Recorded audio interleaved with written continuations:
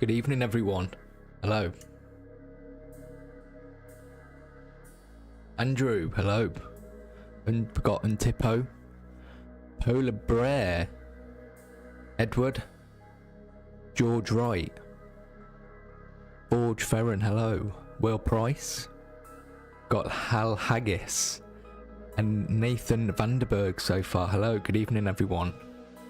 It's been a while since I've sat over this side. Stephen, it's good to see you. I'm usually on this side of the room. I usually use that camera, but I'm just going to be using the web camera I use for the hobby hangout, just because it's easy to set up. But it's not a bad picture.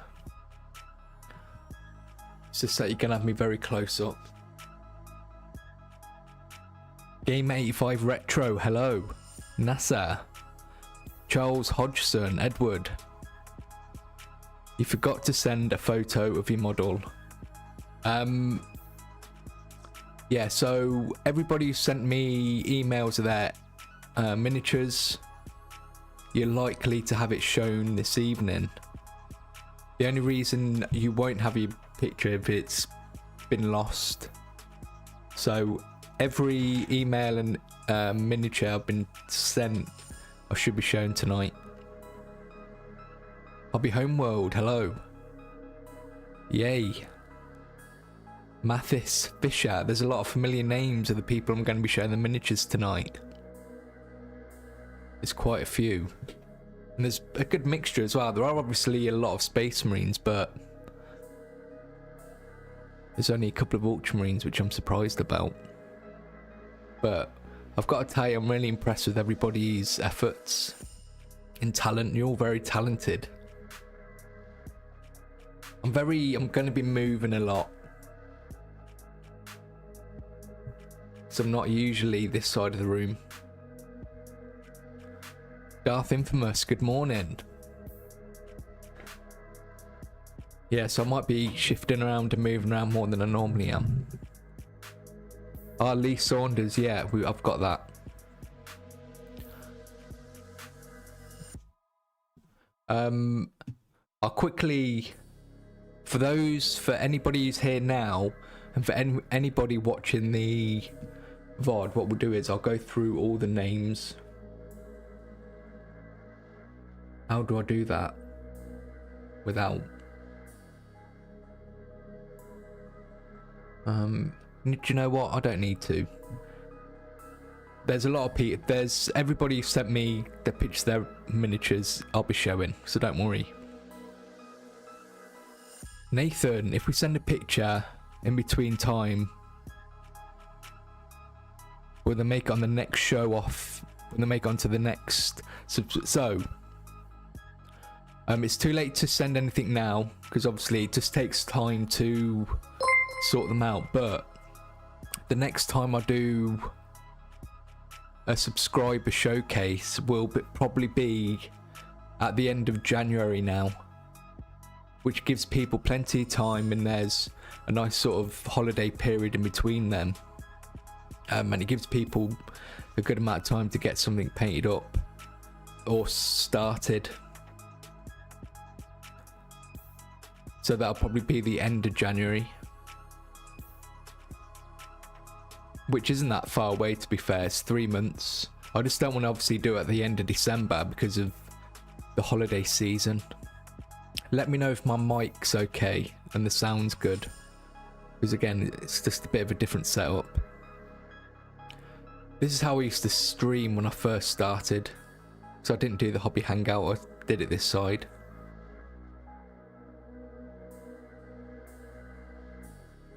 Ruben, excited to see everybody's hard work. I've got Ruben. Edward, it's a bit late now to send miniatures, just because I've had to format all the pictures ready to show on the stream. So unfortunately it's a bit late. But there will be end of January will be the next time I do a subscriber showcase. Okay, good. We're sounding good. I wasn't really sure what I wanted to do until the showcase. I thought about watching one of my videos, because I get a lot of questions, and especially last stream, about the fundamentals and how to get better at painting. So I thought I'd just go through some of the videos I've got. So is there a start date for sending them for the next one, or can we send them whenever, again for the next showcase? Anyone's welcome to send me pictures whenever, and just ask for some feedback and I'll reply in an email. But it's probably better, you're probably better off waiting till closer to the time. So I'll probably announce it at the end of December, beginning of January, and that's when I kind of expect you to send pictures then, closer to the time. Because if you send it now, it's just going to get lost with all the emails until then.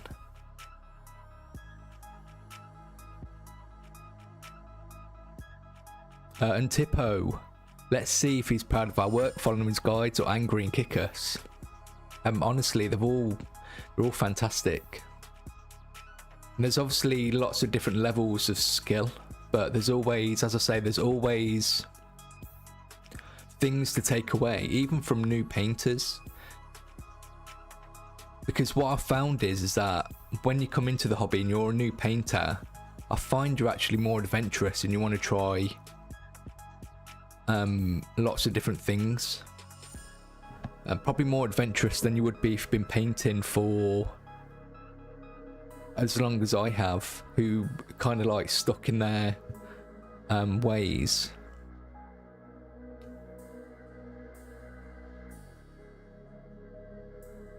So yeah. So when we do get around to showing off the miniatures, if you are here, just please like let us know, because I might have some questions for you. Darth Infamous, feedback is always useful no matter the level of skill. No, I agree. It's just difficult giving feedback, especially criticism.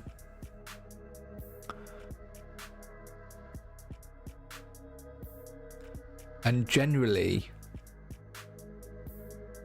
a lot of the feedback I tend to end up giving people is what I'm about to do, what I'm about to show you now.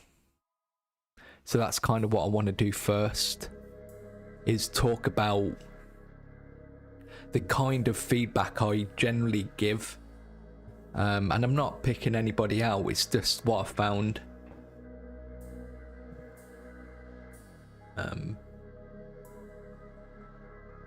Because it's just interesting. And it's stuff that I talk about at the beginning of every video.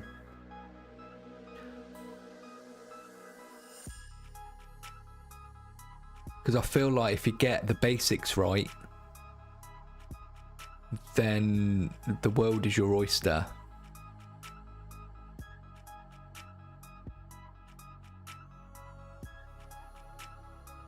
Because then what we can do is, after we've spoken about the general sort of feedback I'll give to people, you can sort of keep that in the back of your mind as you look at some miniatures, I suppose. Hal Haggis, my photos ain't the best. I smashed my phone at work and it struggled to focus. Yeah, there are some pictures that were taken on potatoes, I got to admit.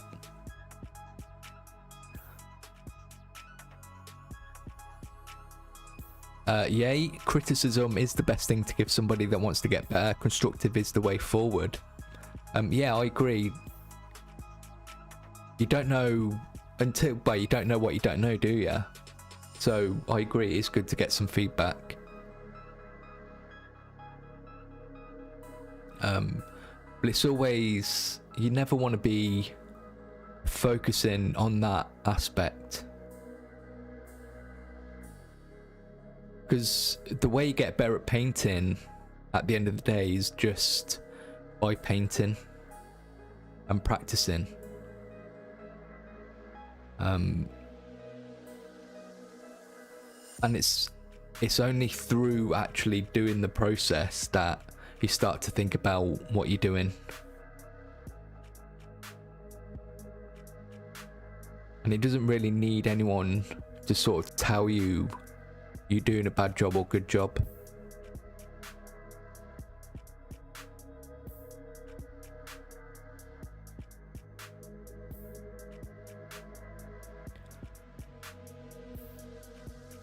Polar Bear. I feel like whenever I show off my minis, everyone is just giving me lip service when I actually want to hear what I'm doing wrong. Well, if you see your miniatures tonight and you want me to give some harsh criticism, I will. But generally, what I'm going to show you this evening, overall, is generally really good. There's no like awful.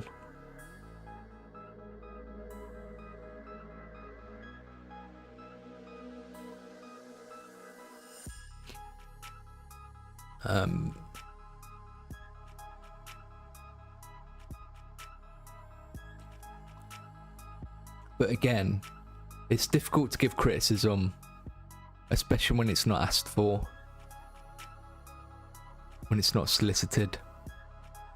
So it's not really anyone's place, and it's kind of rude. Like if I was painting and someone came to me and was like, "Oh, you're doing a really bad job there," and I'd get defensive. Alvy Lynn, stay up until 2 AM for the live stream. Saying please feel free to be a bit harsh on the critiques. Yours are first, so we'll probably get started in about 20 minutes. Because I'm not actually, the past couple of weeks I've had a cold and I'm really sort of low energy at the minute. So I want to try and I'll probably be on for about an hour and a half. I'm not going to rush showing people stuff. I'm going to give the time they deserve. But I've just got a bit of a sort of underlying cold at the minute that's just draining my energy. But yeah, Alvy, your stuff's first, so your stuff's really nice. Mathis Fisher, very true, but try new techniques, etc. And then getting feedback on it is quite helpful to me. Yeah, but it's also good to know what you're doing right.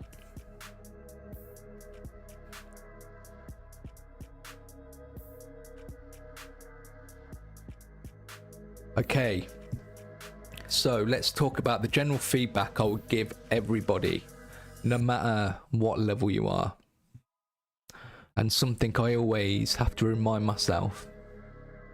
And it's what I would consider the basics and fundamental. So I made a playlist last week, the fundamentals and how to improve your miniature painting. In this video, I'm going to be showing you everything I know about thinning paints and paint consistency. So in this playlist, you've got the best way to get started with painting miniatures. The reason that's in there is because it just goes through literally the basics. If you've never painted before, it just sort of goes through what highlighting is, shading. This gives you sort of an overview. I would then probably go to the beginner's guide to thinning paints. And in this video, I'm going to be showing you everything I know about thinning paints. But before I play this, I just need to know if you guys can hear it. Paint consistency.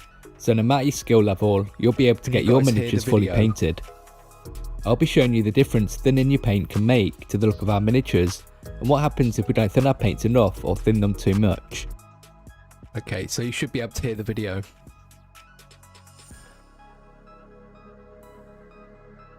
So thinning your paints is really important, and you can see the difference here. And I've got another good graphic, I think. We'll get past all the...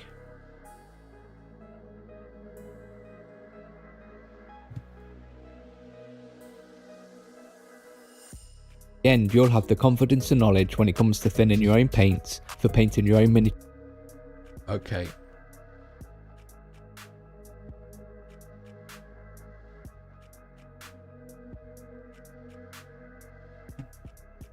Okay, I'll leave this up and then I'll just turn the video down.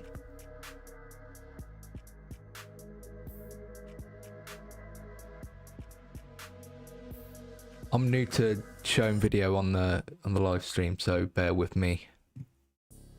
Cheers. How's that? Can everybody hear me? It's Welcome about the to same. It's TableTopReady. okay. My name's Michael, and I want to answer all those questions you could possibly have about paint consistency and thinning your paints, so that you have a better understanding of how and why it's done. What have I got in the background there? Oh, I've got some Tyranids. A lot of those. I want to work on my Tyranids this year. Is my volume okay compared to the video's volume? Okay. Just let me know as we're watching it. All of the paints and brushes I use throughout this tutorial will be listed in the description, along with any hobby equipment I think you'll find useful, with affiliate links to where you can buy them. And using those links really helps support the channel and creating these videos. And before we get started, I want to say a massive thank you to all the amazing people who've made this tutorial possible with their continued support. It really means a lot. It allows me to get all the paints, brushes and miniatures I need to make these tutorials, so I can continue to help you getting better at painting. I'll get to your question as well. in a minute, if you enjoy Nathan, my content here on TableTopReady, then let me know by clicking that like button, and why not leave me a comment. I love reading them and hearing about your own hobby. Everyone. I am using Space Marines as an example for this video, but know that what I'm paint miniatures, the first thing we learn is to thin our paint. But why is that? If we paint our miniatures without thinning our paint, you'll see how thick it is and how quickly we lose details in our miniatures once it's dried. It's also uneven and blobby.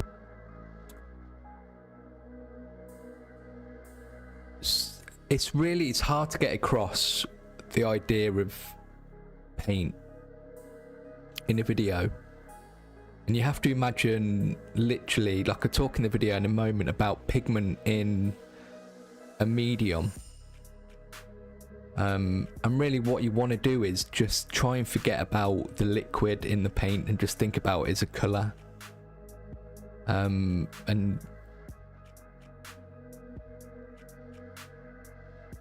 because when you don't thin your paint, there's not much medium.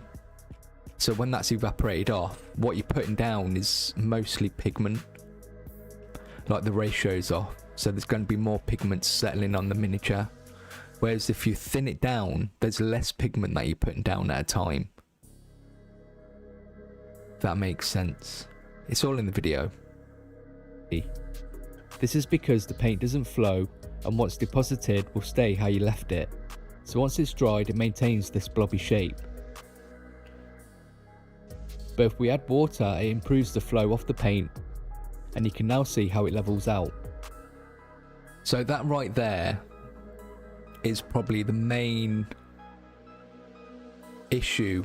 That's the main issue I see with a lot of miniatures, is paint isn't thinned enough. And it doesn't matter what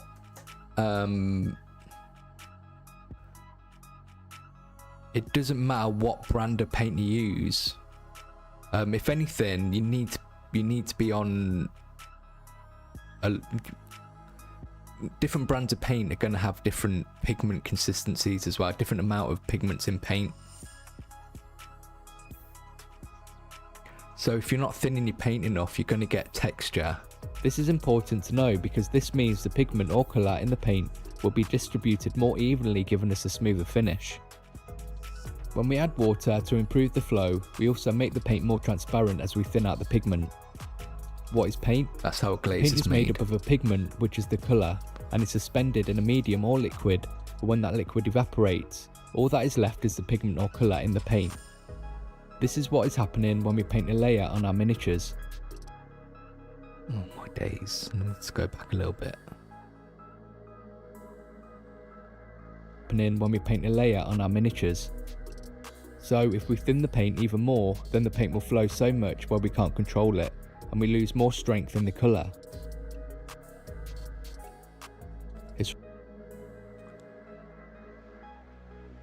So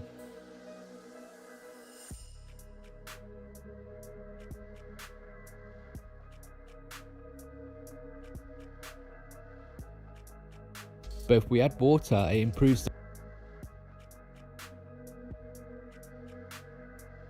I just want to try and what's deposited will stay how you left it. So once it there you go. I just when I look at a lot of people's miniature when they ask for feedback, especially if they're quite new, the first thing I'll tend to see on the miniatures is this kind of texture. And this is the first thing I tend to look for, just so I know whether you're thinning your paints enough. So if you tend to see this on your miniatures, you're not thinning your paints enough. That's usually 90% of all the feedback I would give people.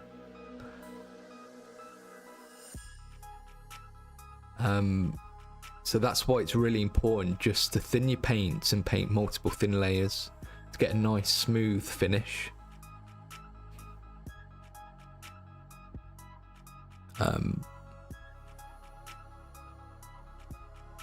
And this happens as well, and I do notice as well, is that people rush their miniatures and they're so eager to sit down and just get their miniatures painted as quickly as possible, because in their mind it's like, I want to get this miniature painted.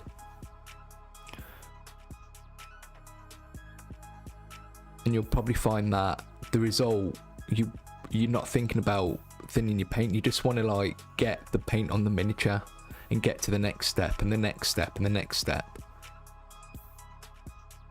But really the most important step before anything else is just your base colours, and just get a nice smooth even finish. So it does make a massive difference.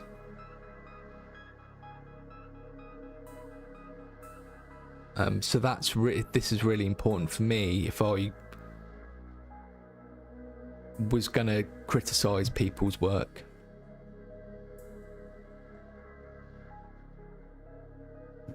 I usually suggest an equal amount of water, but it could be more than that.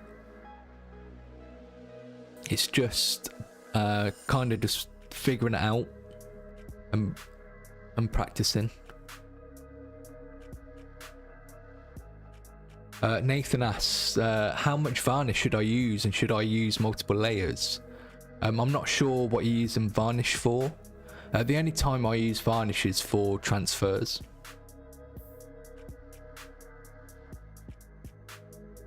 That's the only real reason I would use varnish personally, because you don't really need it after the fact, because they're plastic and they're quite durable.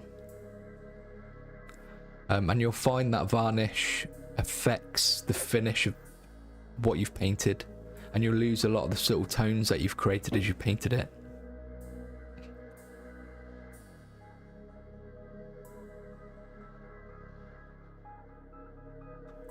Sometimes I feel adding 3 of water and 1 of paint is still more than enough for a base. Maybe doing 2 to 3 layers, but ends up solid and very thin. Yeah, I tend to find that I'll do about 3 layers, and you'll find that each layer is quicker to do.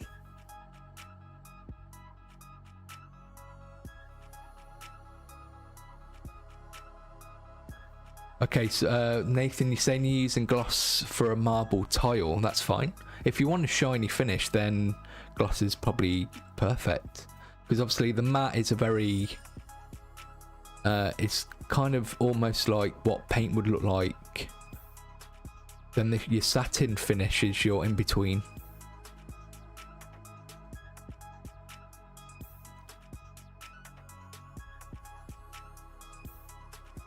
Yeah, the panel and the little tile I've used here, it's just a little bit of plastic card. But you get these waves because that happens because the paint can't move about. So that's why you add water, because it improves the flow and it thins out and it spreads out. Dried, it maintains this blobby shape. But if we add water, it improves the flow of the paint, and you can now see how it levels out for painting your own miniatures. Welcome to TableTopReady. My name's Michael. For me, the best way to thin your paints is with water. It's readily available and the easiest to use. I do talk in this video that you can use different things like flow improver, and you can get paint thinners as well. But when it comes to hand painting and painting by hand, I'll just use water. Because what the thinner and flow improver are for airbrushes. Because they just extend the drying time.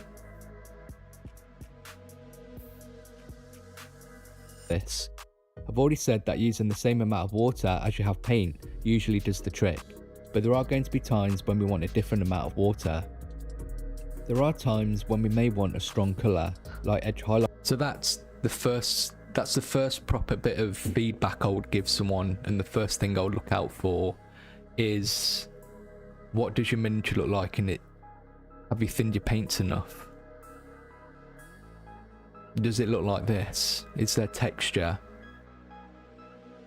The next thing I would look for is, have you tidied things up, or have you just gone to each step and just left it like that and left it looking messy?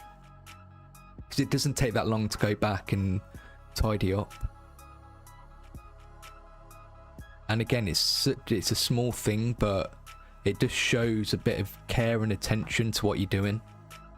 Because until you're able to sit down and just take your time and be intentional about painting, you're not going to get any better. Because your mindset is just, if you want to get your miniatures painted, that's fair. Then that's probably, you're going to cap yourself.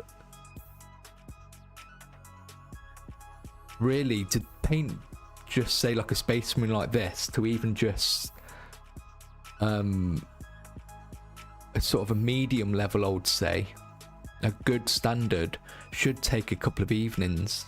It wouldn't take one sitting. It shouldn't take like 4 hours.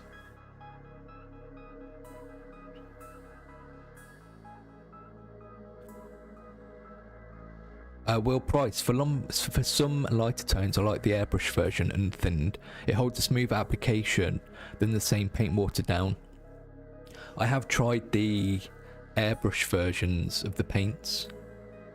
Not all colours are available though, and I found that again those don't actually match the colours from the main range of paints.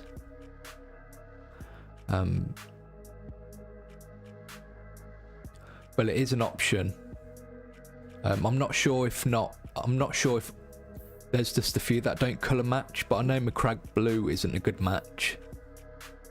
I don't know if it's what they use to thin it. Because obviously the pigment's going to be the same. Alvilin, usually I'll always over thin the paints as they're always fixable. I would say usually do 1.5 to 1 water to paint. Yeah, so like 1.5, so like an equal amount plus a half to paint for layers at least, and then 5 parts paint, 1 part, 5 parts water to 1 part paint for glaze. Yeah, again, it's just in the videos, it's only a suggestion. And it's only until you sit down and start painting yourself over time you'll sort of figure it out for yourself. Because I don't always just stick to an equal amount of water, because sometimes some paints are thinner than others, so it's just about getting a feel for what works. Hawky Brawky, if that's how you say it. Hawky Brawky, hello. Love your videos, learning so much from them. I'm in the startup with Warhammer, but welcome to the hobby. I'm glad you found the channel. I'm having a go at everybody at the moment about not thinning their paints enough, but they asked. So yeah, thinning your paints and just tidying your miniatures up and keeping things neat and tidy. Just those two things will elevate your miniatures 90%. Like, that's the hard work done. Recess shades and shades are easy. Highlighting, after you've done a bit of practice, that just takes a bit of patience. But it's the basics and fundamentals of thinning your paints, keeping everything neat and tidy. It teaches a better mentality towards your painting, and it stops you rushing. Stephen, in a similar vein, I tend not to use any effects paints anymore. It always feels better to paint and highlight details. It always feels better to paint and highlight details and to use different textures like gloss. Yeah, another thing I notice is that people like to overcomplicate things, and they tell themselves that it's not as easy as it should be. They think, oh, it's got to be a lot more complicated than this, and that's when they start talking about, oh, do you use any varnishes, or I need to use thinners, I need to use flow improvers. Even when it comes to airbrushing, and I know I've said this plenty of times before as well. I'm having a bit of a rant now, you got me started. When it comes to airbrushing, people see airbrushing as the next level, like an elevation from painting miniatures by hand, when actually airbrushing is just a different tool to use. And I'm not calling anybody out, because I used to have this impression as well. It was like, oh, I've got to learn how to airbrush and get an airbrush so I can be better at painting. But that's not the reality. In fact, the best thing to do is to learn how to paint miniatures by hand, and what I show in the videos. Airbrushing is just a different style of painting miniatures. It's an American style of painting miniatures, and it's a great way to get miniatures painted as well, quite quickly, especially if you're painting an army. But it's not for everybody. I'm not a personal fan of airbrushing, but it does look good for some people. I just like the hand painted approach.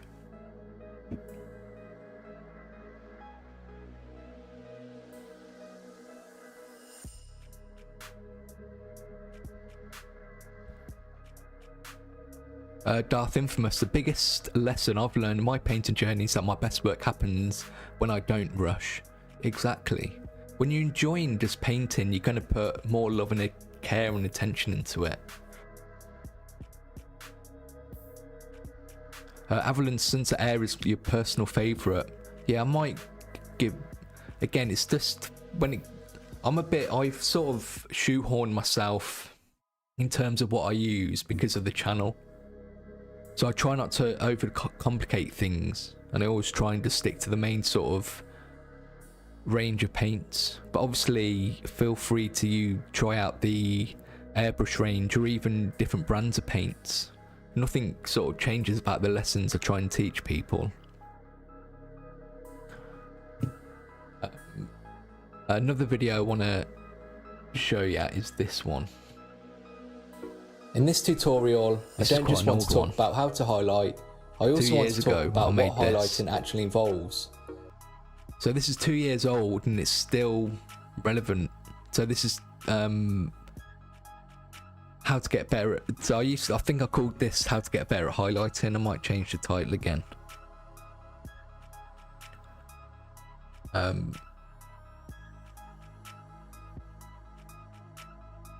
The most recent video on the channel is the Fire Warriors video, and there's five fire warriors in that video, and just to do the base colors in that for those 5 miniatures probably took about 10 hours, like 2 hours each, and that's just for the base colors.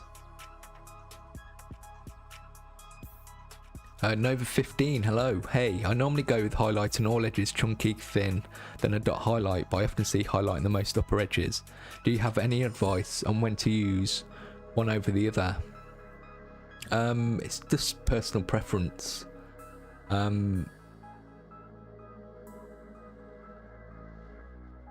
So the finer highlights are really sort of there to pick out the more prominent edges, and you could see is where light sort of comes from above. You could see like that as well, but it's just the reason you do like the 4 stages of highlights is just to create sort of a softer sort of tones in your highlights,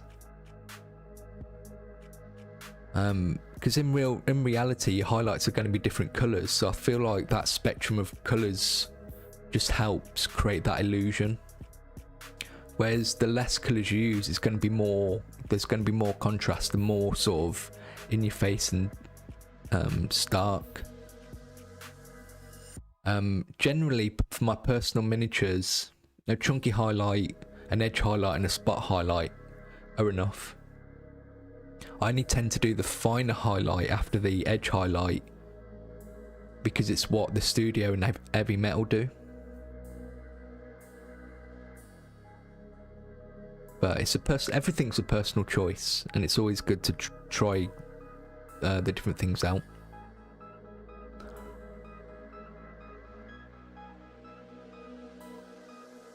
But if you really want to get fancy, the 4 different stages it does make a difference. Yay! One of the tips I give people is don't be too lazy to go back over your mistakes. Even if you think you have none, it gives better results with sharper lines and cleaner panels. Exactly. That's the second lesson after thinning your paints, is keeping things tidy. Gamer85 Retro. I come from an airbrushing background and I'll not be using that on my minis. I'm new and I want to learn the brush. Yeah, even, like, I wouldn't say you can't airbrush, but I will always advocate to learn to paint by hand as well. Could you see a lot of these different techniques on YouTube using the sponges, airbrushing, even slap chop? But I guarantee the reason all these YouTubers can make these miniatures look really good is because they've got a good foundation of hand brush painting by hand as well. And I guarantee they're always finished rendering that miniature by hand, even when airbrushes, because there's only so much detail you can get with an airbrush. You do eventually have to go in and pick out details by hand. And even with a sponge, like a sponge really is just a less complicated airbrush, because you still get you do the sponging technique in the airbrushing to create sort of volumetric highlights to get, in a way, a more realistic kind of look. I've got really bad posture in this video. Don't sit like that, man. Ryan, welcome to the stream. How's it going? Radio Spec, I think I sent my minis to the right email. Any tips would be appreciated. Any pictures that were sent to my email, I will be showing tonight. If they're not there, they've been lost for some reason. But again, if anyone wasn't here earlier, I will be doing another subscriber showcase at the end of January. Yeah, so the last video we've just watched was my thinning your paints. We didn't watch all of it because all the important stuff is at the beginning. The rest of the video is just showing you examples.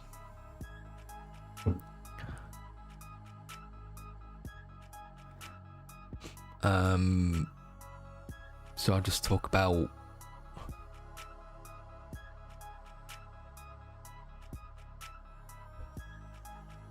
so under me is just the flat colour, there's nothing special there, it's just showing the example. The middle one's with your shadows and then your highlights. This is just a recess shade and this is just a simple line highlight. But you can tell like these two here, because they're just clean and tidy and they're not messy, they look good. And that's half the battle.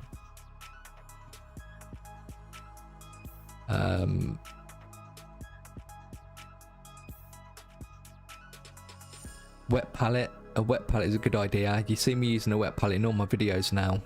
I'm a big advocate, and you can make your own. I'll show you how to make your, a wet palette in this with like a takeaway tub and some baking paper, and that's what I used. This is what I used for literally probably up until about a year ago when I decided just to buy a wet palette, because I thought to myself, well, I use a wet palette enough now, so I'm going to invest in a wet palette.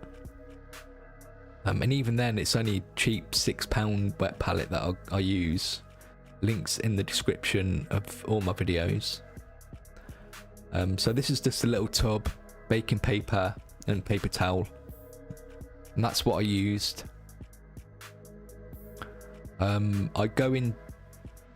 talk about brushes. You just use whatever brush you want. Whatever brush makes you happy, that's the right brush. It doesn't matter what brush I use. Most people use a medium layer brush like this. I actually use a smaller brush. But I use because my eyesight's quite bad, and my I don't have much. My brush control actually is quite bad, so I need a smaller brush to make up for it. A different variety of brush.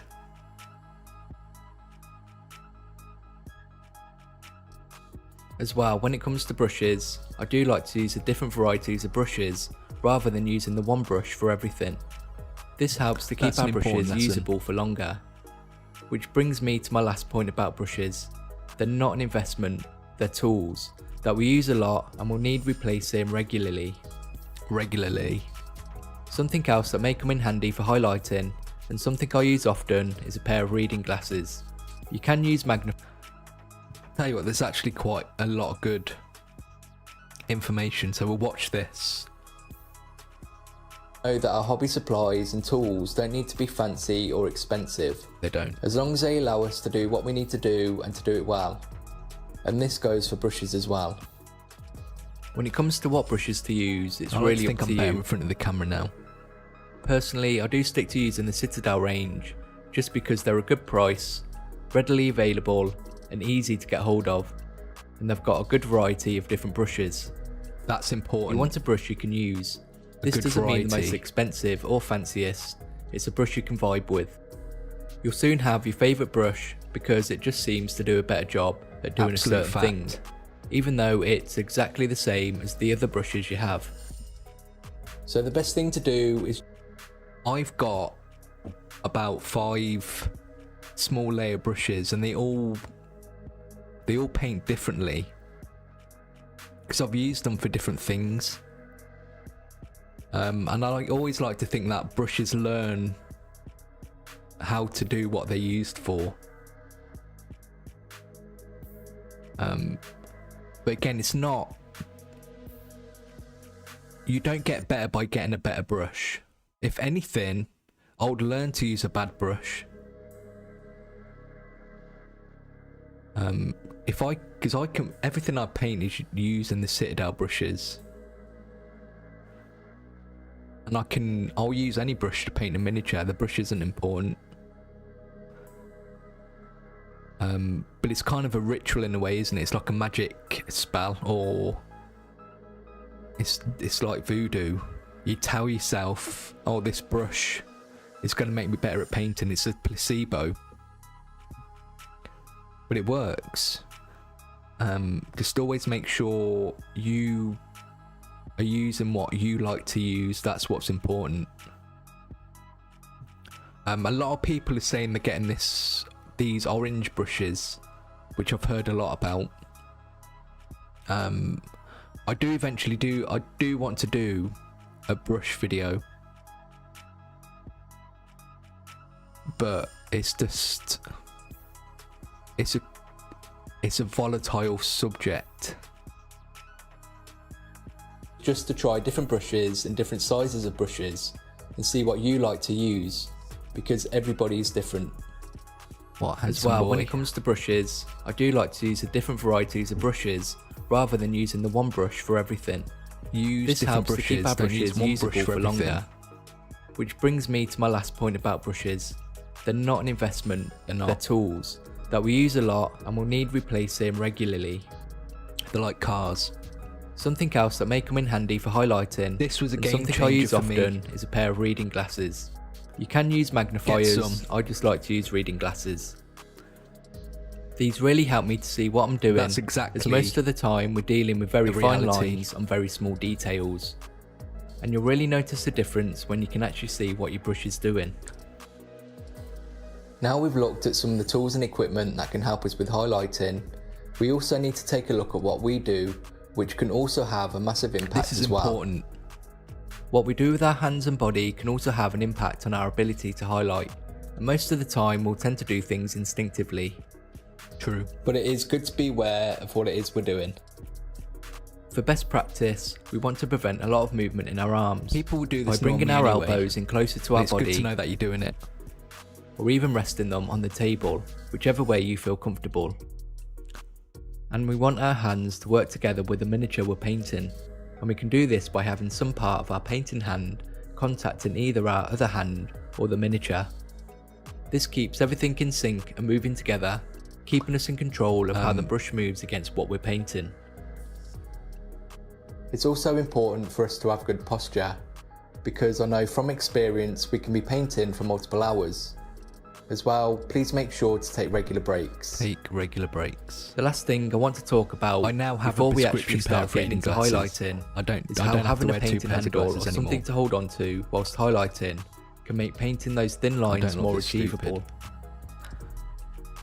Having something to hold means our hands aren't getting in the way. Glasses. We're less likely to drop the miniature, and it becomes a lot easier to rotate if you want to maneuver the miniature around. Get better at painting, they do help. Better positions to paint those, especially if your eyesight isn't good, like mine. Because it's easier painting a consistent line using a downwards motion rather than horizontally.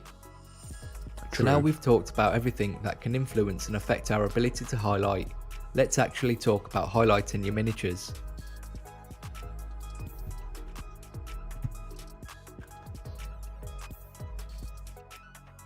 Okay. Those are just sort of like an overview of the different things that are in these videos, so please go watch that playlist. You've also got making sub-assemblies and undercoating miniatures, which I'll get asked about a lot. How long have we been going?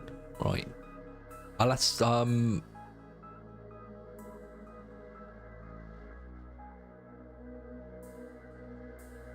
for beginners, it's easier to do highlights with airbrush than brush because glazing is quite tricky, but if you can master glazing, that's the way.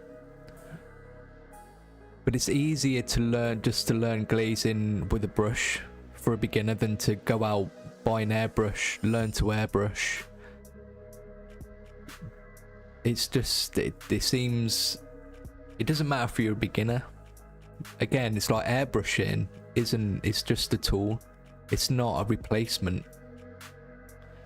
You can't say it's better to do airbrushing, because personally it's so faffy, and I would definitely not recommend any beginners to go out and buy an airbrush and rely on that airbrush to do the work for you.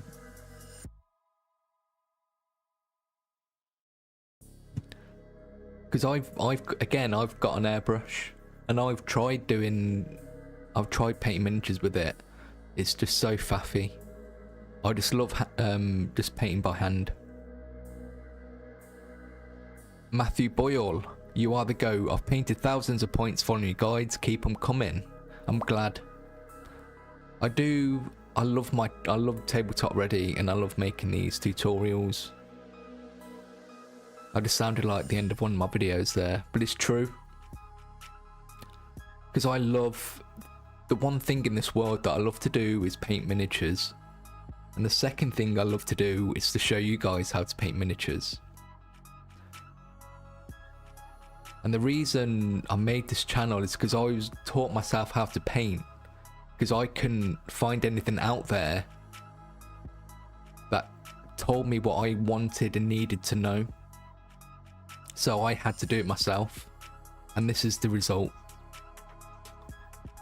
And now I get to share it with you guys. And I'm still learning how to paint with every single video. Every video, I push myself and teach myself something slightly new. Or if I feel like I need to get better at something, I'll go back and have another go at it.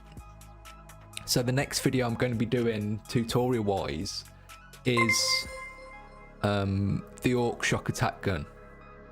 Because it's coming up to October, and I've never really done October, but I am this year.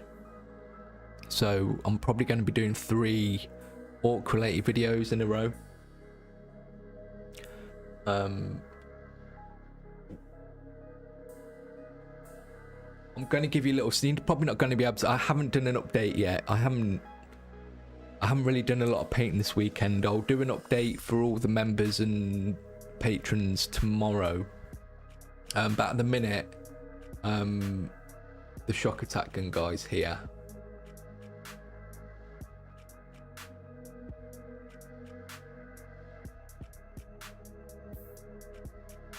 So he's going to be out. He's going to be out for next week. Then I'm going to be updating the Orc vehicle video, and then I think I'm going to do something Iron Jaws related. That's the plan, but I'm still thinking about that. Matthew again, my brother still uses the same wet palette I showed him from your guide, Tupperware and paper towels. Yeah, I would still use it. But I just wanted to have something, because I use it so much. I literally paint every day, and it just became annoying to have to sort of keep on top of it. So I decided to buy one. But again, if you want to, if the one I use is linked in the description. It's a good size as well. Because I've seen some that are like A3 size, and it's just, what are you doing?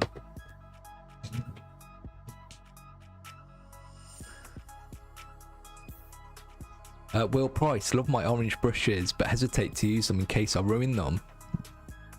Use them. Your brushes want to be used. Yeah, I might check out the orange brushes. I do want to contact some brush companies when I do this video. And orange brushes are definitely going to be ones I contact. But use the brushes, it's what you spend the money for.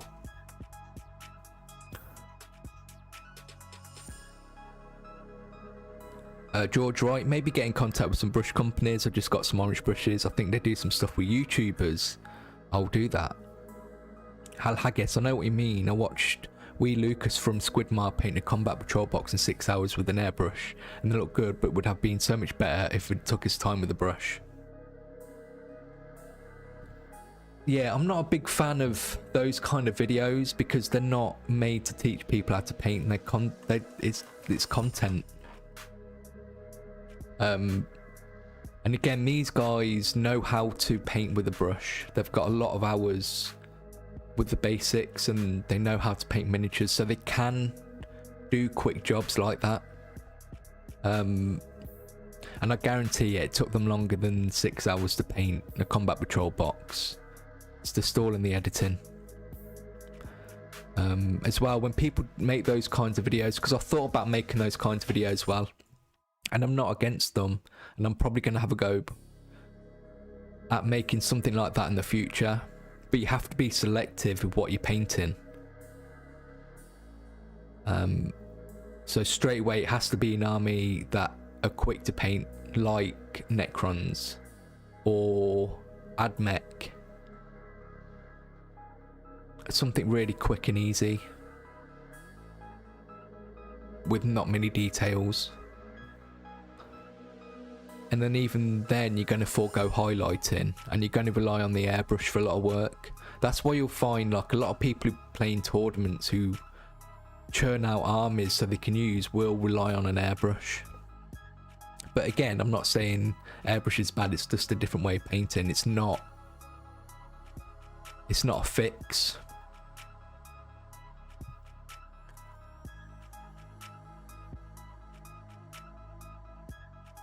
Gamer85 Retro, I do hope my wife don't want me to play Jenga anytime soon. They'll have a bit of marine stuck to them now. That's funny. I'm going to find all the bits missing. I use a magnifying glass with lights on it, too blind for small details. Yes. That's something I didn't actually talk about in the video, is lighting. Lighting's very important as well. I use... This is also linked in the description. Oh, you're not going to be able to see it.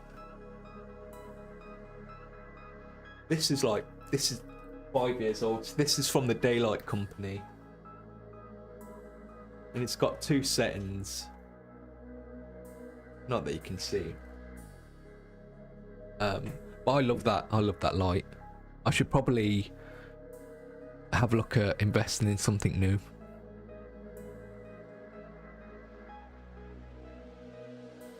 What if my mum got me an airbrush for Christmas? That'd be nice. Yeah, the airbrush I use, again, I linked the airbrush I use in the description below. So it's like an £80 compressor, and the airbrush I use is like £20. It's a £20 airbrush.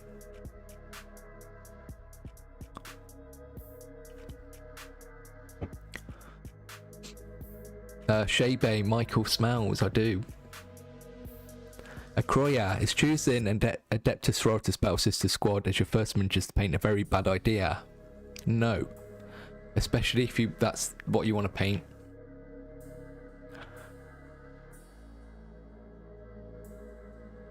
I do want... The Battle Sisters tutorials I do have on the channel are very advanced, I'm going to admit. And I'm pretty sure by the end of the year, if not maybe February time, I'm going to have more of a beginner friendly Battle Sisters tutorial, which I've wanted to do for a while. It's just they're quite difficult to paint just because of the size of them.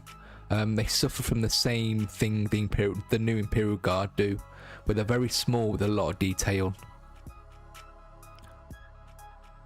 Darth Infamous, they're entertaining to watch, but they don't really teach anything. Yeah, that's the Squidmar videos. Again, he's like the Mr. Beast of Warhammer content. I wish he got a bit more adventurous with his thumbnails as a criticism. Because you go to his thumbnails, they're all exactly the same. It's upsetting.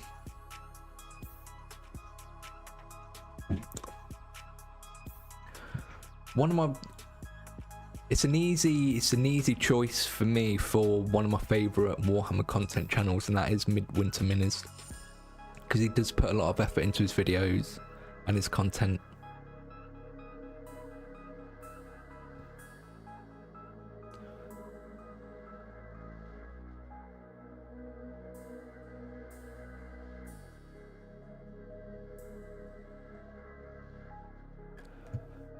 Stephen, getting anything painted at all is always an achievement. I love having really nicely painted minis, but it takes forever. Having real armies is inspiring in a different way. Yeah, I think I said this in the last stream. I kind of like leaning towards army painting than individual miniatures, which is where I want to take the channel next. Darth Infamous, my second army is going to be Sisters Battle, so looking forward to that. Yeah, it's going to be very soon. It's definitely top of my list to do. And it might be December, end of November video after I've gone through some orc stuff. Okay, we're going to have a little break. I'm going to get set up and ready to show off some miniatures, which I'm really looking forward to. So hopefully the first half of the stream's been quite useful, but again, just think about the basics, fundamentals of thinning your paints and just the approach to painting and just enjoying it and taking your time. That's probably the most important thing that I try and put across in every one of my videos, and I'll always put it in my videos, is to slow down, take your time, keep things neat and tidy, thin your paints. Because until you've mastered that, there's no real point going to the next step, because it just won't look as good. It's kind of exponential in a way. Your highlights will look better, your shading's going to look better, your glazing's going to look better. Because if you have a very messy miniature with a lot of texture on, it's very distracting, and people won't even take notice of your glazing and your highlights. But yeah, we'll have a little 5-minute break. I'll get set up and ready to show you guys some miniatures.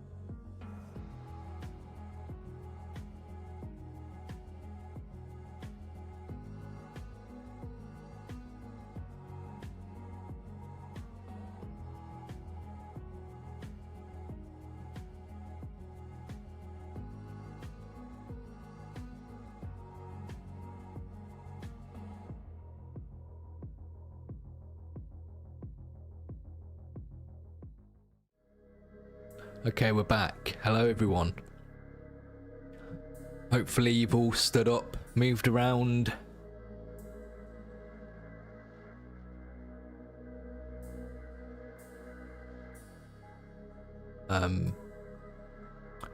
So there are quite a few. There's no more than 3 pictures for anyone, regardless of how many pictures you've sent me.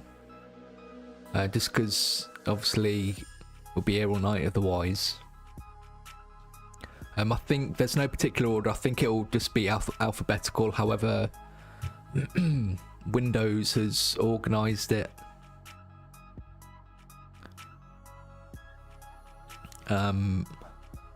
If you do see miniatures, feel free to sort of speak up. I'm sure if people have questions for these painters as well. Again, everything I've been sent, I've been really impressed with. And you can really tell how much people love the hobby.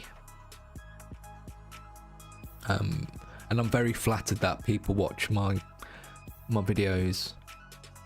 Okay, so Alvy Lynn, if you're still here, we've shown your stuff off a few times now, but it's always nice to look at.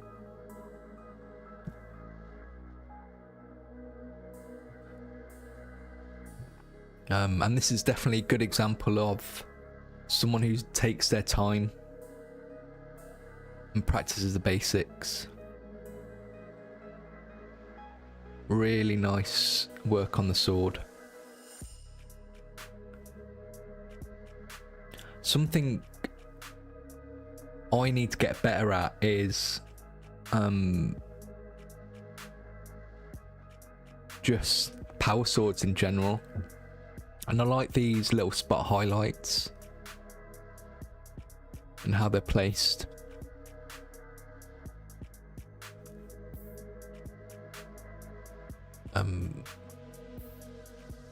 We can zoom in.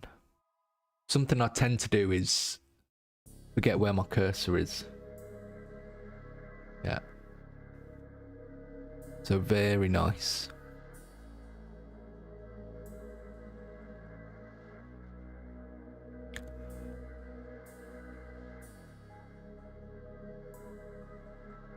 Always nice to see some scroll work.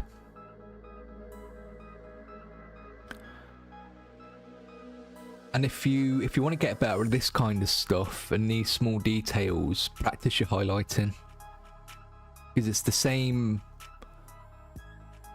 approach you take to highlighting, it's the same approach you take to doing this kind of work. And the control. Very nice. I love Dark Angels, and eventually I want to do my own army of them. But I also want to do White Scars. I don't know what it is about Space Marines that are just... I don't know.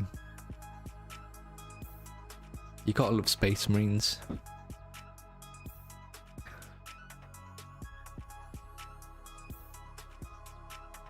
A lot of nice glazing work here.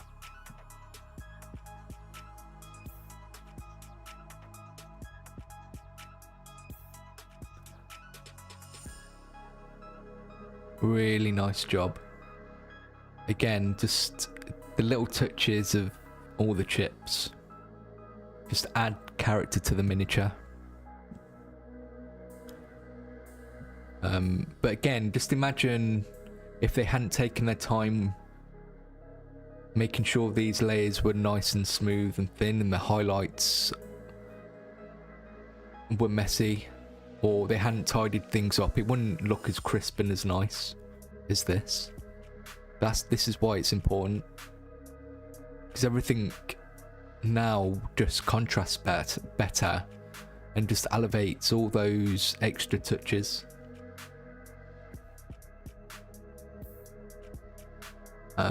Really nice work with the lettering as well. That's something I actually need to work on. That's something I'm not very good at, or haven't spent any time working on. So that's something for me to do.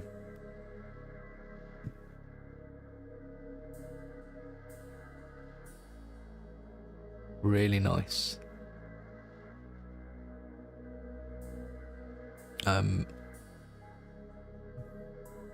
Seeing a lot of your Terminator's been good as well. So you must have quite a large Deathwing army by now, and well, Dark Angels in general. Oh, hang on.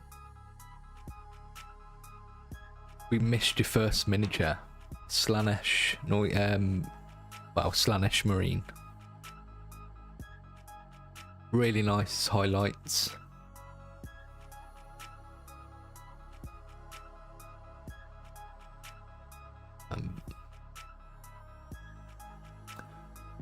But again, looking at this miniature, they're just simple edge highlights, just cleanly done.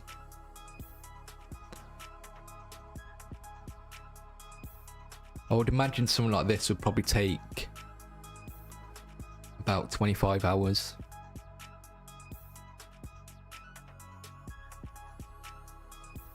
Really nice.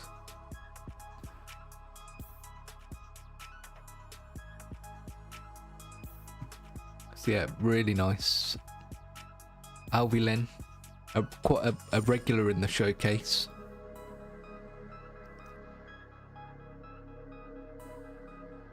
Nice work. Next up, we have Charles Hobson. Just warning you now, I have put full names on all of these slides, so I hope you don't mind. I only thought about it after I'd made all the slides, so my apologies. I trust everybody here will be sensible. So Charles Hobson, Elictor, just really nicely done. Again, just nice and clean.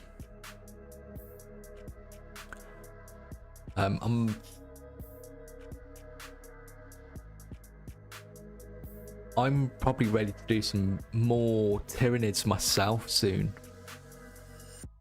and I think I've got the I'm not sure, the Rippers, not the Rippers. I'm not sure what they're called from the Leviathan box.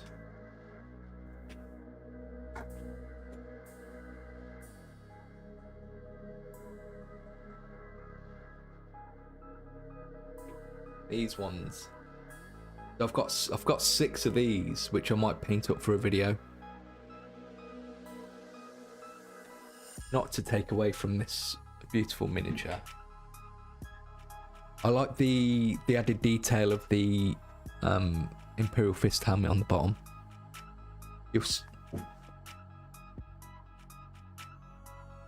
But again, it's really nice. I remember you mentioning about your highlights. And as you can see, there isn't much actually in the way of highlights on this miniature, but you wouldn't tell. So again, highlights aren't everything, and you still managed to pull off a really nice looking miniature. Get a nice close up. Nice, really nice.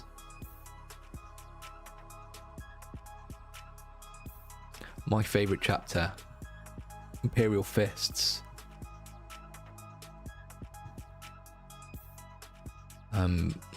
Again, there's not a lot of highlights on these Space Marines, but again, it doesn't stand out that there isn't.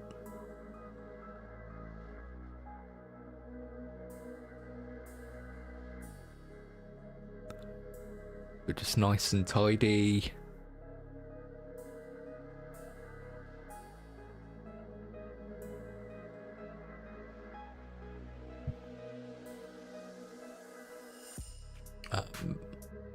Painting eyes is a challenge as well, and it's only something I've recently been doing myself.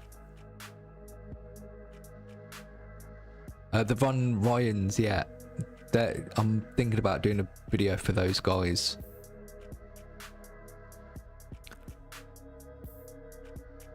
Got a nice effect on the flamers. I haven't managed to get this right myself for any of my videos yet. I'm still not happy with an attempt. But these look great. I would be super happy with these myself.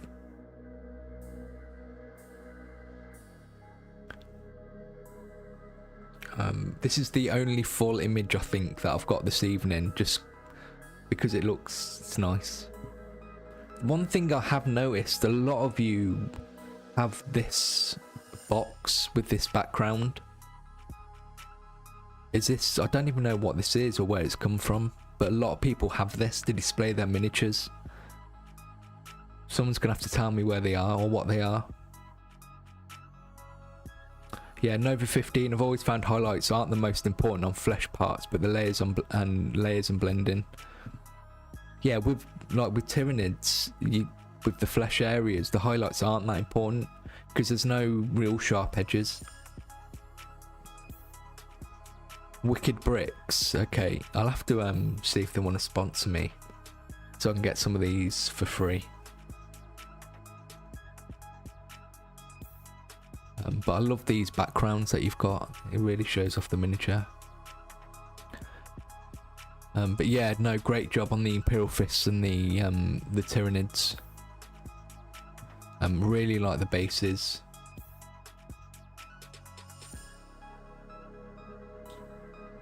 Got a little Cadian head here.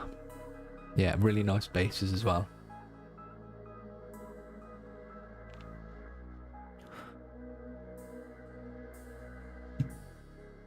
Good work.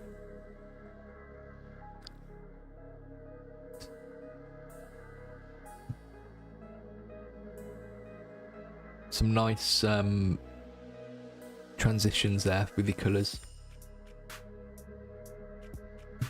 It just, when you look at this, you know that person's had fun painting.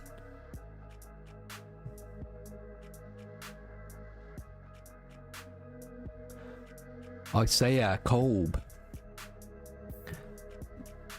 A really nice conversion.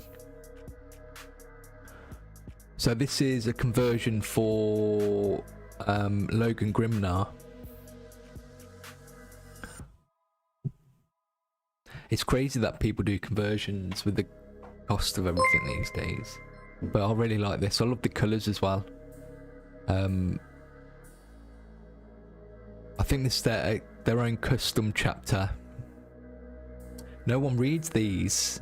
This is yours. Yeah, really good. Love it.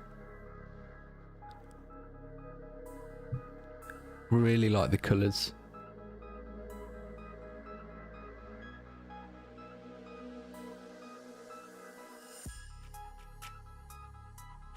What's the miniature from? Is this like a printed miniature, or you have to let us know? Or is this actually like one of the Wolf Guard? I love the colours of the tails as well. Really nice sort of spot colours and vibrant.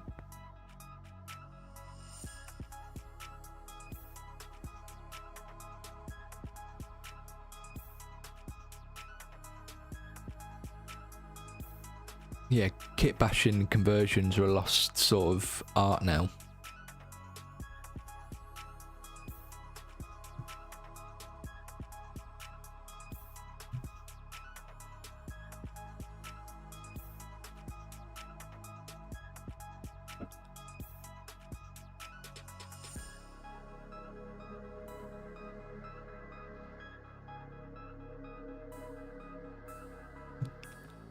Oh, so this is actually Logan Grimnar. Is this the new miniature? Interesting. I've not really paid much attention to the new Logan Grimnar. Here's a nice miniature, but no, really nice. Well done. I love this weapon you've created for it as well. Like a glaive staff.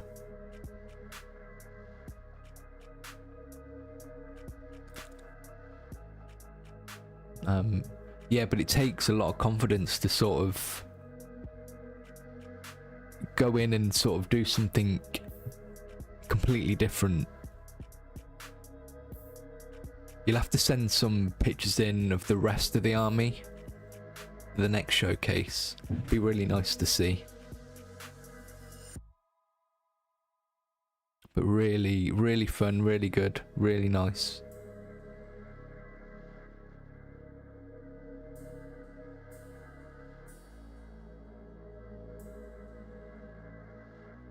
Have you done any? You'll have to let us know if you've done an army for these guys.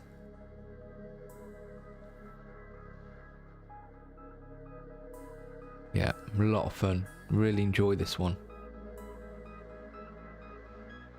Yeah, so definitely send some more of the rest of the army. But again, I just love the colour choices as well. Because what you've got a nice contrast.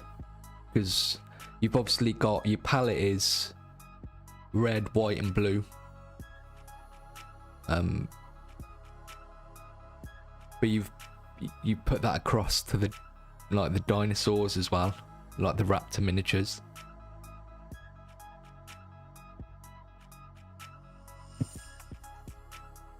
So it creates a nice contrast. So it stands out, like the red in the background, then you've got the character in the foreground. But then you've just added a nice spot of colour with these tails. I don't know if you've done it intentionally, but even subconsciously you've made some really good colour choices and you've put them in the right places.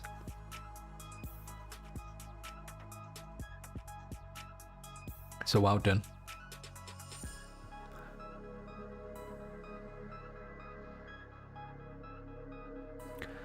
Joshua Stone. I'm not sure if you're here.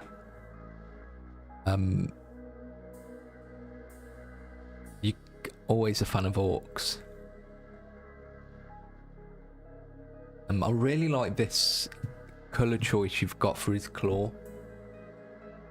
I'm not sure if you've gone for a non-metallic metal, but I really like it. It works nice against this grey. There's some marines later as well where they're grey. And grey is quite an interesting choice for a main colour. But it really works. Because all the other colours just really stand out and become more vibrant against this sort of muted background, the armour. Yeah, so this is an orc mega knob. But really nice. I love the sort of this rust sort of effect on the weapons and the armor as well. Really nice.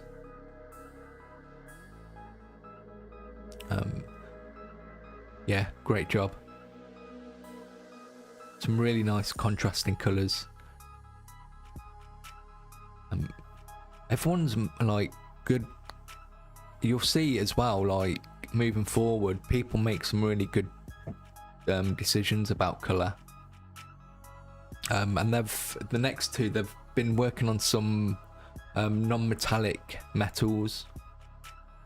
This was quite a small. These were quite small images, so I've had to sort of enlarge them. So apologies for the quality, but yeah, great job.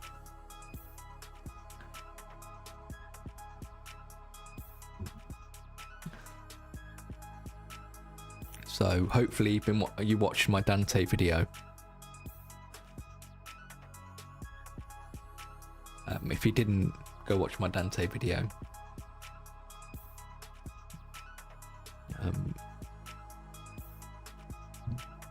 I really love this.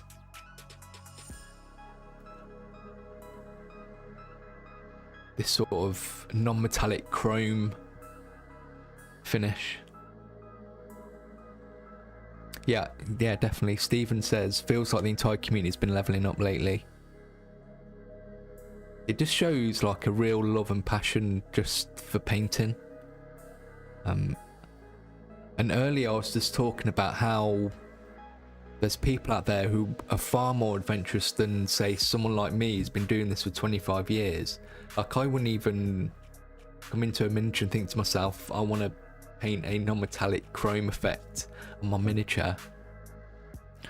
But it's fun. It's amazing. Look at it. I love it. When I saw this, I was thinking, what would I paint this on? What would this look good on?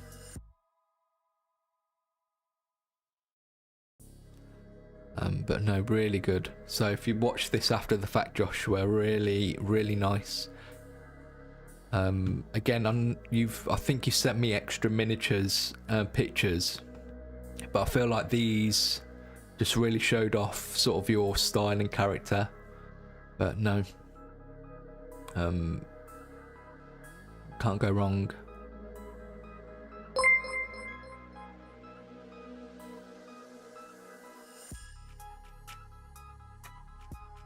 So I'm missing the alerts. I've had the headphones. Something with this webcam, it goes dark when I'm off. Must be a light setting.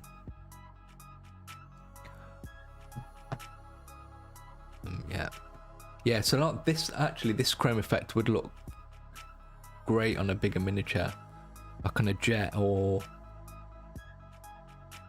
a Madrid. Yeah, because I showed last week my bomber, which is all silver, but imagine sort of this effect on the whole bomber.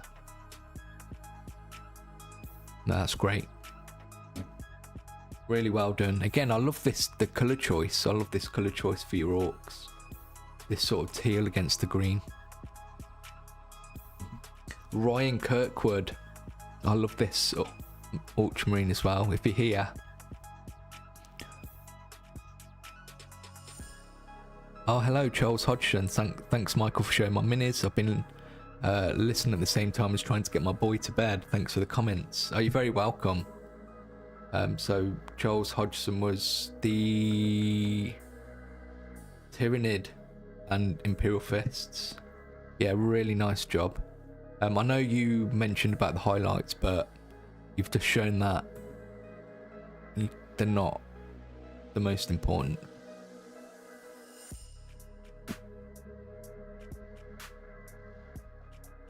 Ryan Kirkwood, yeah, I was really impressed with this miniature as well. Again, it's not very highlight heavy, but it's just a good example of just going in and taking your time and just keeping things tidy. And I like the darker tone that you've managed to achieve. I don't know if it's the lighting in the picture or just the overall effect. I can see your shading, like your recess shades, are a lot heavier than I would do, but they're also a lot softer, which actually creates this interesting sort of grim dark effect. Again, I'm not sure if it's intentional, but it's how your style of painting. But I feel like you've tried to achieve a grim dark effect, and I think you've really achieved it. Again, a grim dark effect is something I'm still trying to wrap my head around, and what makes it a grim dark miniature. And this has actually helped me sort of understand it a bit more, believe it or not, because again, this isn't highlight heavy. It's more about the mood.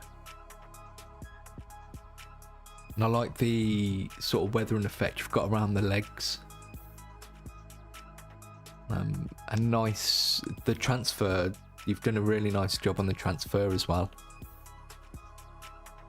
But again, it's just a nice, simple approach, but you've changed how you've done things like heavy shadows. Have just changed the feel of this miniature. Stephen, yours is coming up, but enjoy your dinner. Just watch the stream after the fact. Yeah, really nice. Well done. Really impressed. Some more you've got. The heavy intercessors, I think these are called. But again, just nice. It is a simpler approach to how you paint Marines than I would paint.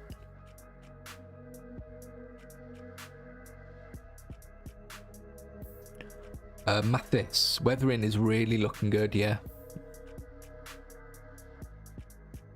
Really nice. Fine primary leans to the dark tones, dirt and damage. I also find posing is important to give a story. Yeah, really, really nice. And this is a Titus you're working on. And I can tell you're putting a lot of work and effort into this one. You're definitely a very competent painter. You got some nice, really nice sort of tones. You're almost getting like a non-metallic effect on the armor here.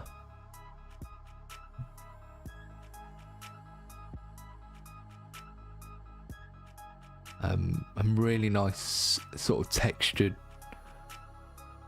on the leather. Again, just really nice sort of, you're taking your time, it's just nice. Really impressed. You'll have to send some pictures to your Titus when he's finished for next time. Games Workshop need to just release this miniature. I would have done a tutorial with this guy by now, but he's not. You can't get him for general. He's not out for general release, and I don't know why. He can't be. I don't think he's made in their factory. If you didn't know, oh, welcome back, Stephen. If you didn't know, Games Workshop also have things made in China and get shipped, especially the terrain stuff. So I'm thinking that the Titus miniature was made overseas rather than in the factories here. Otherwise I would have thought it'd just be on general release, so I just don't think they make enough of him.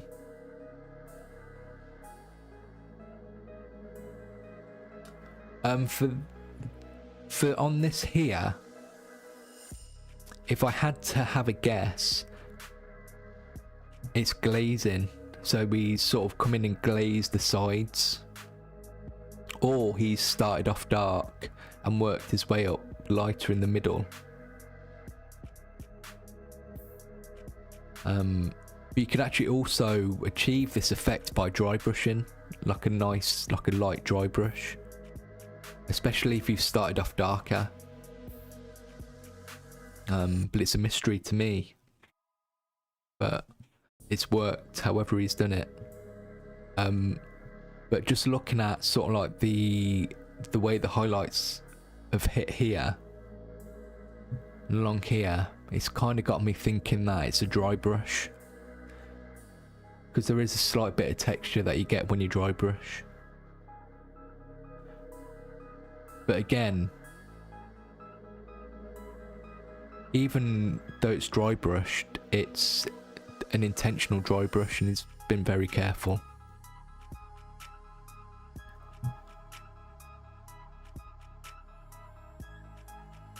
So if you're really going to dry brush to highlight, make sure you use a smaller dry brush. So I use like a small, I don't know, I personally use a small dry brush, but I know there are a lot of companies that use a soft brush for dry brushing.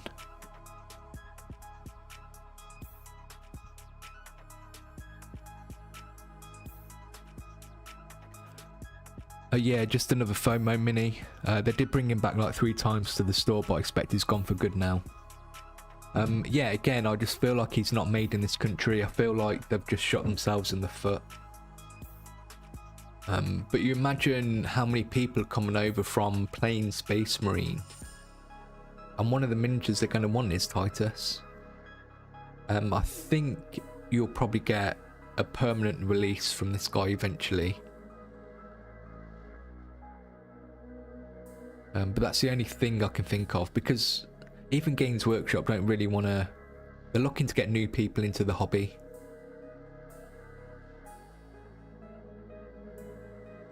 And I think this brings a lot of people in. So I think it's just a matter of logistics. K Faker, may I ask if you would have any tips on plasma gun or boltify light reflecting on guns? I've been experimenting with the dry brush, but I'm not satisfied from the results, or I'm not doing it right. So kind of what you're talking about there is object source lighting, and that's something I need to learn myself. So bear with me. I think next year I want to do, it's probably like my next sort of big thing I want to learn is object source lighting.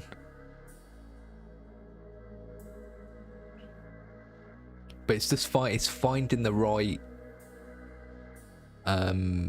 miniature to do it on. But yeah, that's something I struggle with myself, and something I need to practice. So yeah, Ryan Kirkwood, brilliant. I love the style, I love the grim darkness. It's well done. Lee Carver, another orc.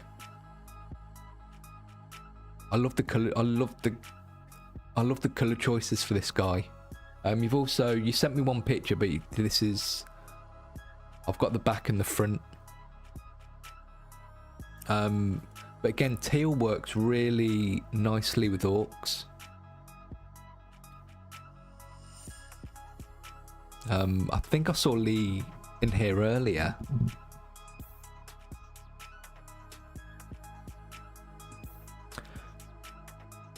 I think they're doing a lot of updates with Space Marines at the minute. I'm sure they're fighting to get a Titus miniature out.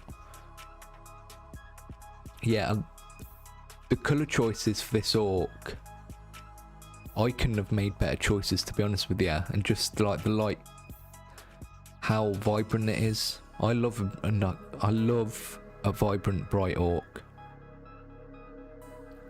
And this teal and the red. Again, it's just colour choices, and whether we do that intentionally or not, you've just made some good choices. I love the freehand stuff as well, so I feel like this is... I'm not big on sports, but I feel like you've kind of gone for like an American... maybe like an American football team. Because you've got the 3 stripes here, you've got the red, the teal and the red here. But I feel like this is a number 1 on the back. But again, I'm not... I don't know much about American football. But I can see you thinking. But again, it's like a fun approach to a miniature that you've gone for. I would love to see a squad of these, to be fair. So if you do have more, I'd love to see what our unit of orcs in this colour scheme looks like. But well done on doing the freehand on the back.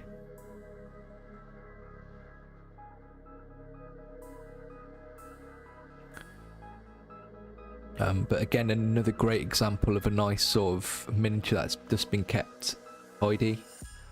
There's not really any mistakes. Everything's sort of, he's coloured within the lines. It does make a difference.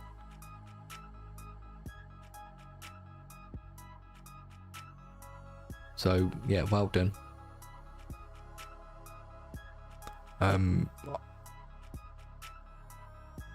Yeah, Blood Bowl, that's what got me thinking. Maybe a better quality picture next time though. Yeah, but really, really nice. Well done. Lee Saunders, you were definitely here earlier. You're someone who else needs to take some better images. So we've got Bloodraven. I feel like I've just chosen a couple of images here. You sent me a lot of poses. Game 8. Sorry. Yeah, really, really nice job. Really, really nice. It takes a lot of confidence to have a go at all the different levels of highlights. Is this after following my tutorial?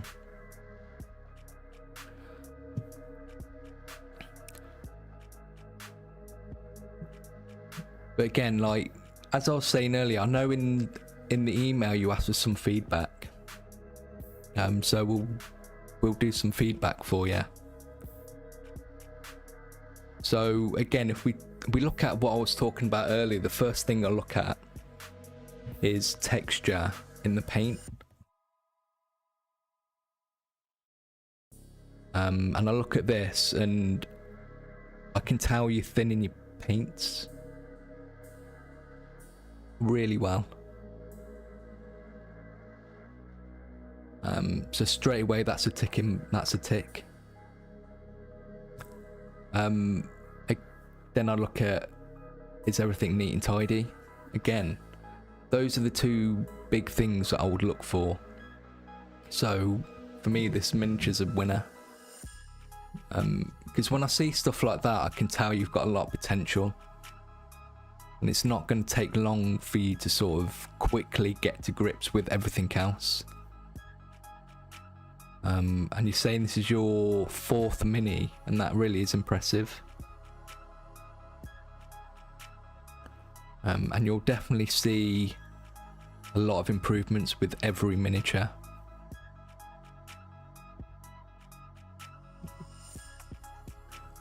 If I was to look at these highlights, I can tell you've given it a good attempt.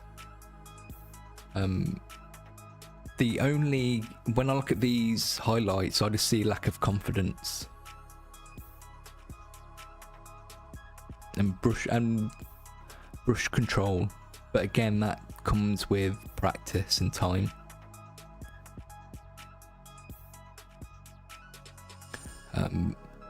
What I would suggest moving forward is just work on just work on the edge highlights. Sorry if my head's massive, I keep leaning in. I'm getting too into this now. I wouldn't worry about doing all the different kinds of highlights. I'll just focus on doing one line highlight, the edge highlight. Because I feel like if you put all your focus in just one kind of highlight, you're going to learn quicker rather than worrying about all the different kinds of highlights, if that makes sense.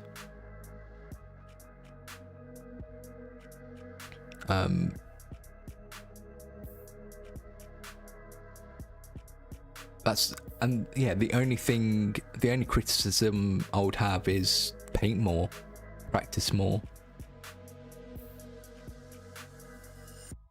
But I love that you've gone in and tried so much, especially if it's just your 4th miniature. And I can you've got the glazing as well.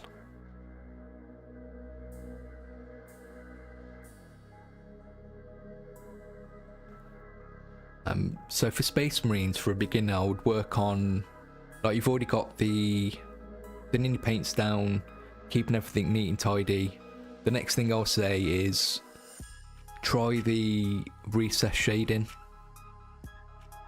because I feel like you're missing the recess shades on this guy, and I feel like that's more important than the glazing. And then just worry about just worry about an edge highlight. Don't worry about chunky highlights. Don't worry about finer highlights or spot highlights. But really that's the only thing I would say is you actually trying too much.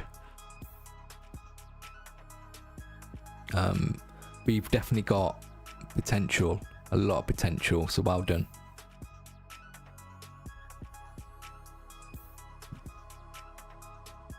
You know, you should be really, really happy with this.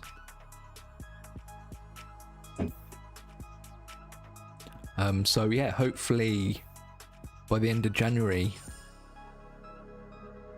we'll see some more miniatures from you. It'd be really good.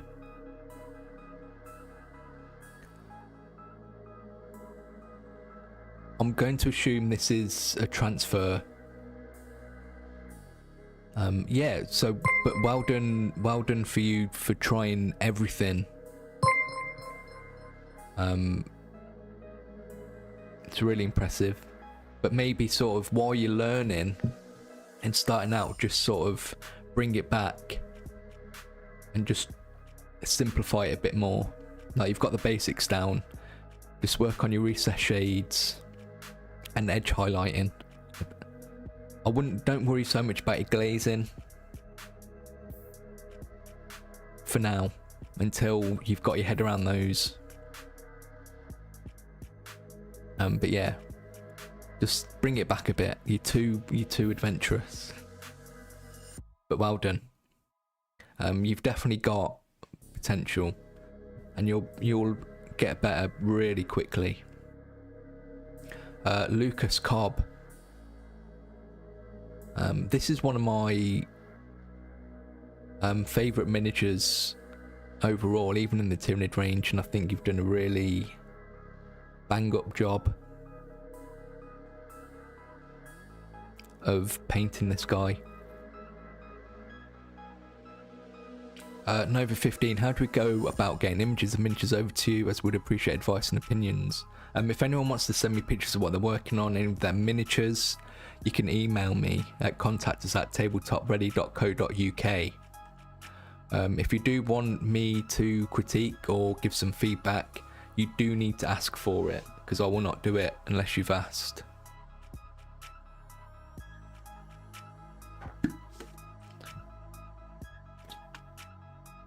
Thank you, Stephen. Yeah, Stephen's just linked the email address there. So the next showcase will be at the end of January. But I'll let you know when I'm open for submissions for that. Probably at the start of January. But in general, people can send me pictures of what they're working on, and I'll reply.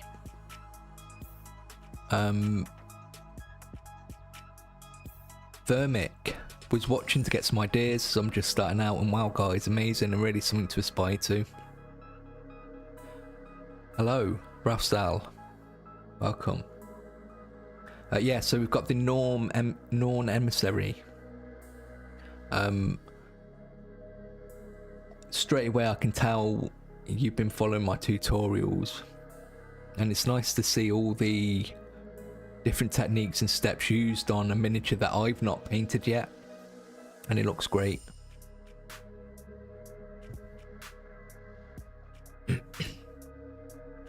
Such a nice miniature. You've done a really bang up job.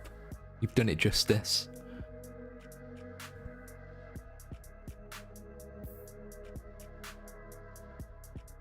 So something like this is quite a complicated miniature to paint. And I wonder if you've painted this in sub-assemblies. I just love all like the different tones you've got.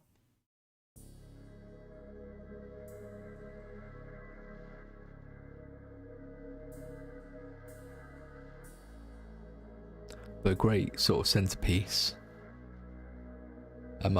Here's the back of it. Just again, just like everything's just nice and clean. Your layers are nice. It really does regardless of how you feel about your own work, as long as you work on those sort of basic things, your miniature's gonna look good.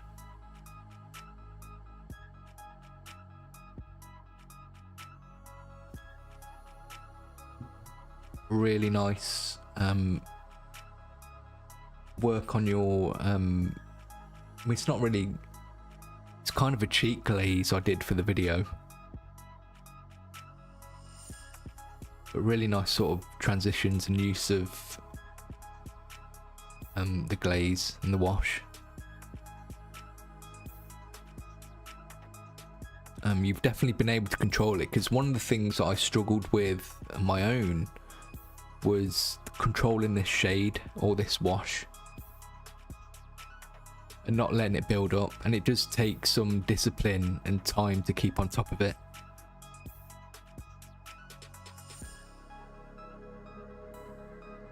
I'm looking forward to painting this now. Like, all the Tyranids I've seen tonight just made me want to paint my own,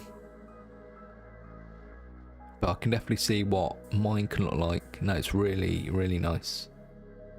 Good job on following my tutorials as well. I'm really flattered.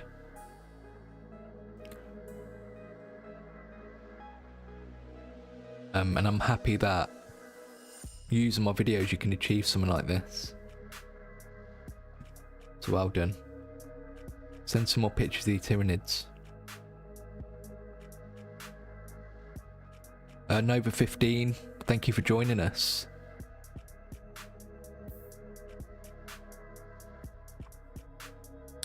Mike McDonald. So you sent a squad of Terminators.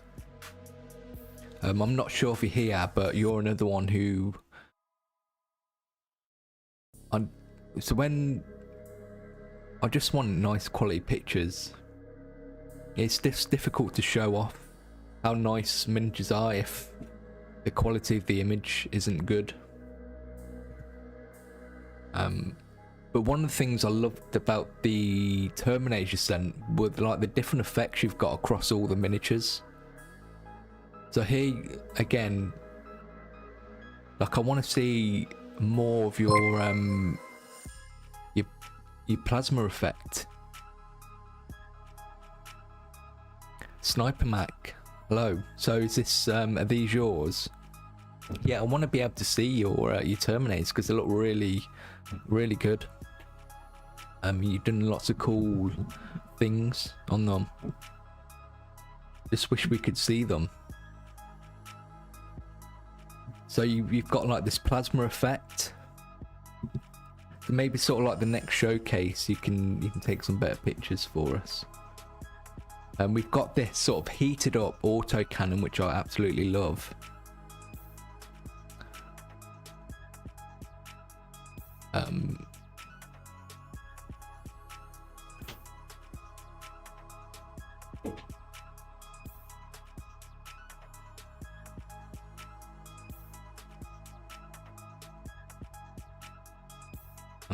Yeah, so you're really good at these effects. You can send me. Yeah, I won't be able to show them now because I'll have to. I haven't got a chance to sort of mess around with an image at the moment, but like for the next showcase, if you have some miniatures and you've got some cool other miniatures, like some nice effects like this, be sure to send some in. The actual Terminators are really nice as well. Is this this must be a this must be like a non-metallic effect for your trim as well, which is really impressive. Rather than painting obviously gold, these must have taken some time to paint. Really nice job on the sword as well.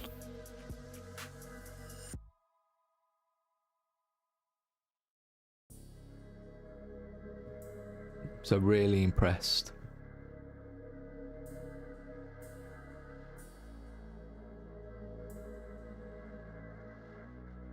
Yeah, I really enjoy your style of painting.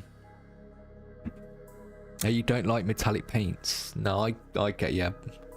But this is like another level to paint a non-metallic trim. Yeah, so well done, really impressed. Just take some nicer pictures next time so we can see how good it actually looks. But yeah. And you've got the different effects across all the miniatures. I just chose these three because they stand out with the plasma weapon, sort of the heated autocannon, and your power sword. And the bases look amazing as well. It's a good job. So make sure to send some in for the next showcase as well. With some just like better quality pictures, just so we can see better. That's all I'm upset about, so we can't see it as well. So well done. This, like, doing these effects is something I struggle with on my own miniatures. Takes a lot of time and practice. Michael Maris, again, someone who needs to take better pictures for us. So you said you followed the tutorial for these. Great job. I've split it up into two. I've tried my best to sort of enlarge the pictures. But I love the bases. I love the contrast of colours.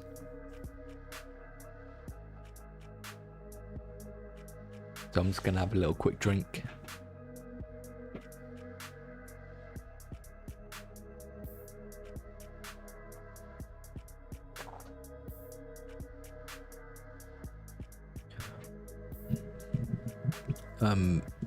I love the gems as well. You've definitely got like a very bold, striking style. Gal, if anyone wants to send pictures again, you can send stuff to my email. I'll open up submissions again for the subscriber showcase, which will be at the end of January now, in January. But feel free to send any pictures through to the email. Yeah, the scrolling's really nice. I like the style you've done this text in as well.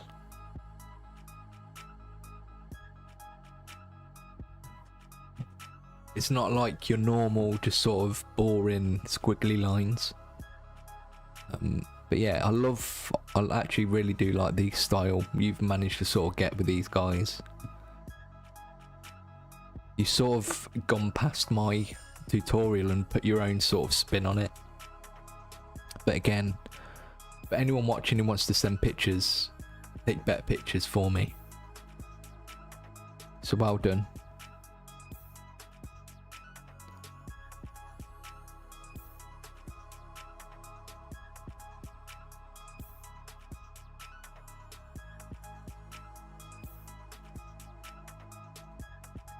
Yeah, I don't think even for my tutorial, I don't think I went as bright with the red, but the bright red and black contrast really nicely, especially with the gold, and the colours are very simple. Like, there's not a lot of colours going on. These are the shadow keepers. Yeah, really nice. I wish I could see these blades a bit better though. Yeah, please send in better pictures, everybody, if you're going to send pictures of your miniatures in. Don't use potatoes. Mathis Fisher, you're in the chat. Yes, you are. Hello. It's time to look at your... you've sent some blood angels. You sent a lot of sort of different angles. I've just chosen 3 that show off your miniatures as really well.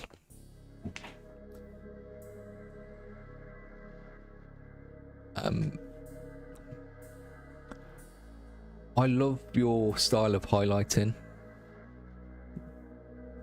And sort of like this volumetric, it's almost kind of like cell shaded. If you understand what that is. It's like, like Wind Waker. But really sort of like old highlights. I love it.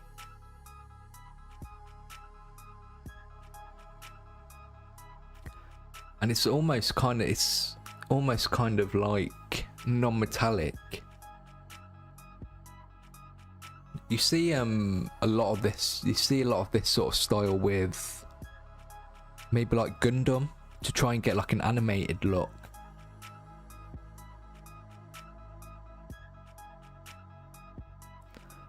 Yeah, I love it. And you can sort of like get the idea of at the back of the backpack, and even on the helmet as well.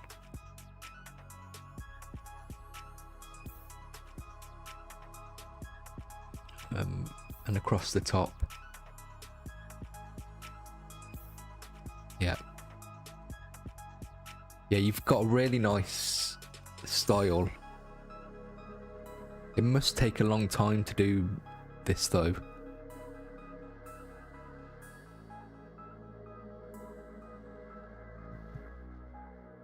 I really see if this is just a comparison. So if I were to do highlights like these, I would want to glaze them to smooth them out. But when I look at yours, I don't want them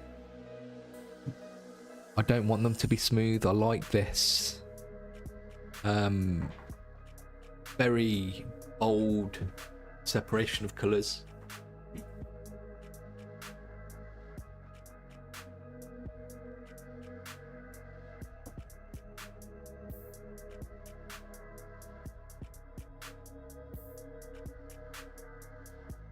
So don't change that. I love it.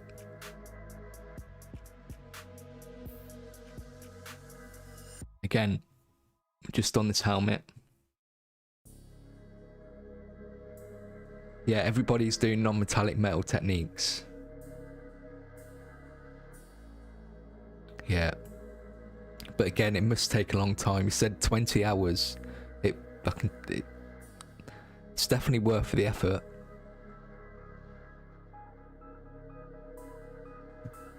Makes me want to paint.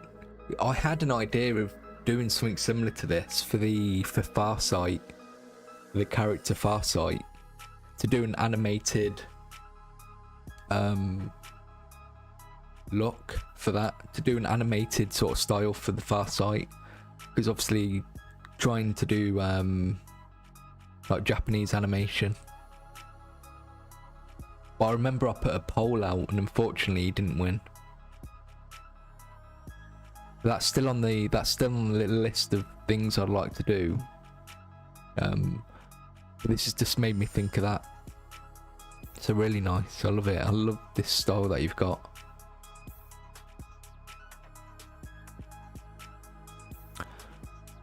The next like miniature you do, something like this, if you were going to go for like an animated style, you could maybe try doing some highlights with black. I don't know if that would work or not.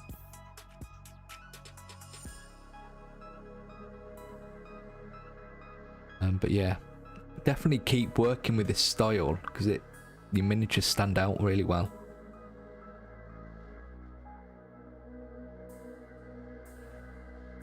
Is this and I think you said this was a newer, like a more recent miniature you painted?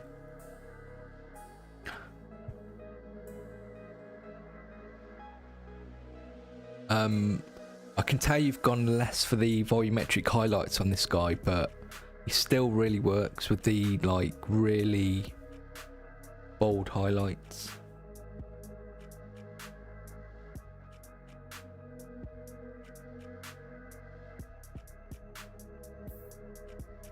My cat.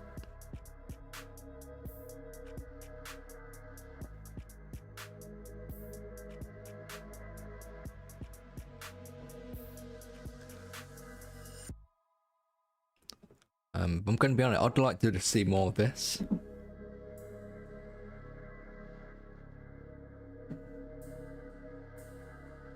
But yeah, no, really, really nice. Doing a really great job with the hair and the skin.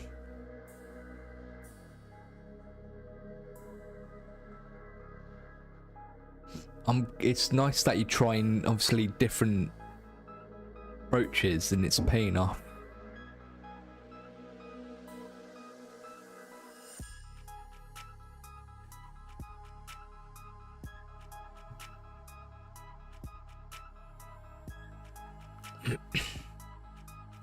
Sniper Mac, it's probably more to do with lighting, really. And then if you check your settings and have a look at maybe sort of the size of the image you're taking. I'm not sure which iPhone you're using, but generally just out of the box they should be taking relatively decent pictures. I wouldn't actually use a zoom. It's better that you don't use the zoom, especially digital zoom. Just up the quality of the picture you can take, because with an iPhone you should be able to take a 4K picture at least quite easily. I'll just make sure it's 1080, but definitely lighting is very important. You can see here, like, it's lit very well. But sometimes if the lighting can help the image focus.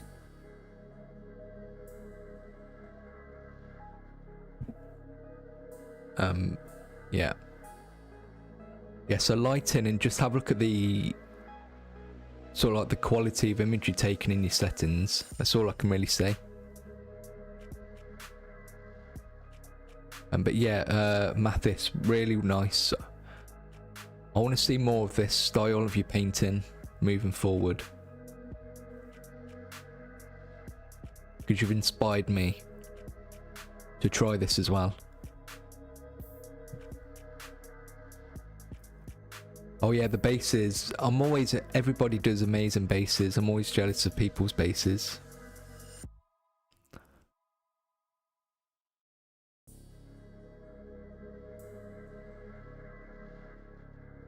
So I've not really talked about bases. I usually mention bases, but I love the bases that everybody does. Because I don't do bases myself really. I've just kind of gone to just painting them black. Yeah, like obviously painting miniatures like this helps you get to grips with the techniques and fundamentals, as I keep talking about. But I think this sort of, like for individual miniatures at least, I definitely would explore doing this more. So yeah, really nice. I'd love to see more of your stuff in the future. I'm talking about Farsight. Noah Shepherd, I think I saw you in the chat earlier as well, I think.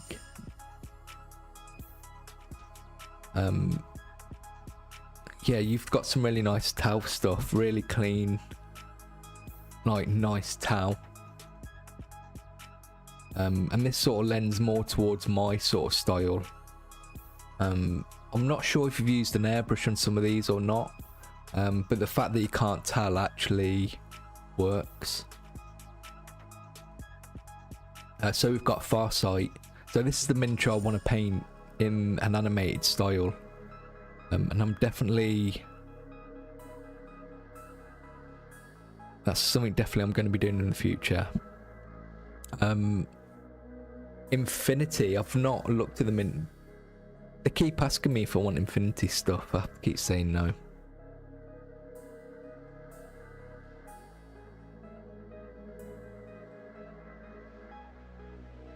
Yeah, so I mean, imagine, I thought they might have been doing some glazing for this, but the more I look at it, I think it's airbrushed. But it's a good example of airbrushing. And I think it works when you can't tell. Because a lot of time when you airbrush, there's too much contrast between the dark and the light, whereas this actually, it's more subtle. But yeah, the highlights are great on these as well, and they've still gone in and done the recessed shades. So they've obviously used an airbrush to get a couple of tones for the base colours down, which is amazing. But they've still gone in and done those recessed shades and highlights.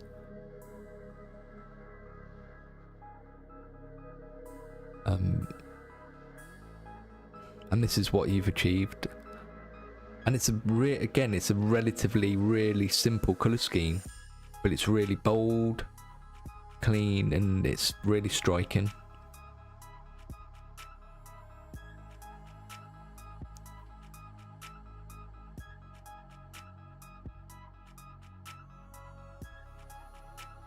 And the ghost keel, I think this is called.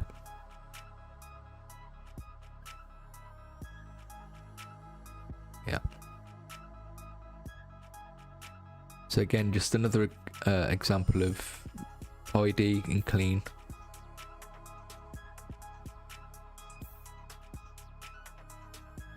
So if you're watching after the fact, well done. You can actually, you could probably achieve this same sort of two-tone with dry brushing, but again, maybe get like a soft dry brush, like we saw with the Titus miniature earlier.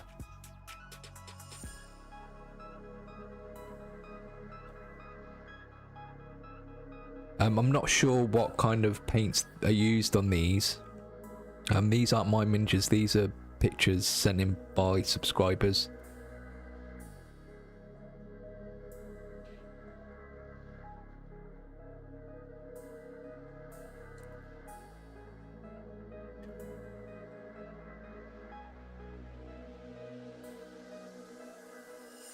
Be careful with panel liners, especially with the Tamiya stuff, because they're enamel and they'll eat your plastic and paint.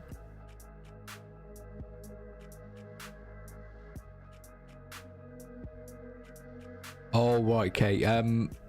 Yeah, I'm not sure what paints they use, but honestly you can use any kind of brand of paint. Just choose what colours you like.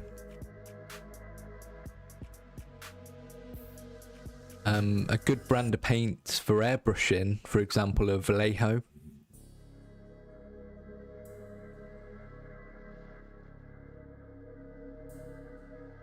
I can't imagine these as that's a Citadel colour. That doesn't look like a tone of red for Citadel colours. If it is, I'm impressed that he's used it through an airbrush. But yeah, really nice and clean. A great example for an airbrush there.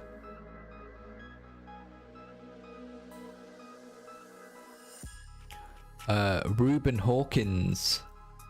Really love this miniature. Really love what they've achieved here. I don't know if they're in the chat. This is one of my favourites. You can tell they've watched my videos as well and put it to good use. Because I painted one of these for the 9th edition beginner videos. But really nice. This is quite a difficult miniature paint to paint. I've not painted one of these since.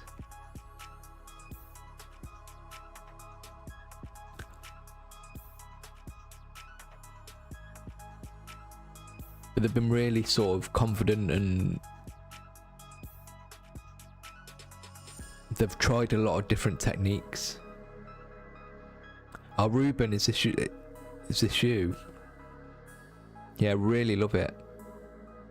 Yeah, it can be really intimidating to do. So well done.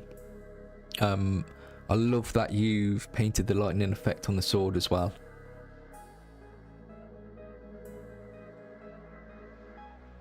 Yeah, so well done on being adventurous. Did you follow the beginner tutorial for this? Because I know I can tell you've used like the athematic blue on the runes here, and just great work on the text on the parchment as well. Again, just really sort of, it's not messy, so everything's just been kept tidy. So even though there's a lot going on in the miniature, the details are easily sort of separated out. Whereas if you hadn't tidied up, like between these details, it would start getting really messy. Do you know what I mean?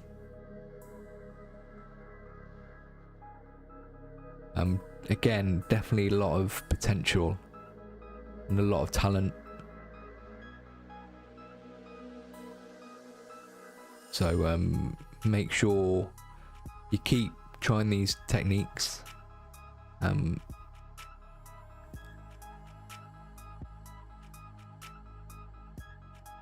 I always dread going in to paint the lightning effect on swords myself, because it's quite a tricky thing to get right.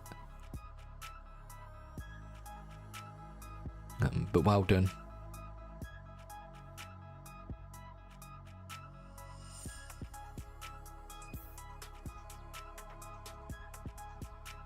To make sure, like in the future, when we do subscriber showcases again, show like more miniatures, show more of your stuff. Be nice to see.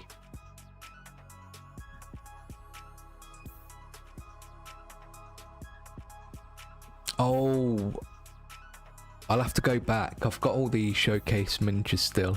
I think I do remember the Dreadnought you showed. I do remember seeing it. I can't remember it in detail.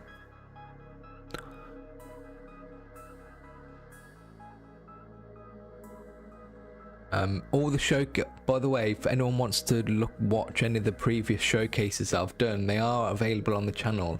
If you look under the live tab on the channel, you should be able to go back and watch all the previous live shows and subscriber showcases. So if all this has inspired you and you've enjoyed looking at people's miniatures, just go back and watch the other ones I've done as well. But you know, I do remember the Dreadnought, not vividly, but I remember now you sending it. No, well done. Keep it going. I'm glad you've enjoyed my content.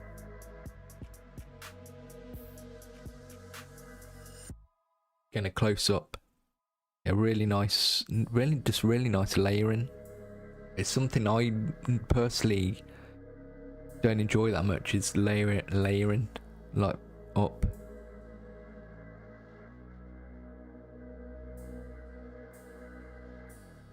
So well done. Seth Matson, this is another one that I was really impressed by and really enjoyed. So this is, I think this is from the Kill Team box. I'm not sure.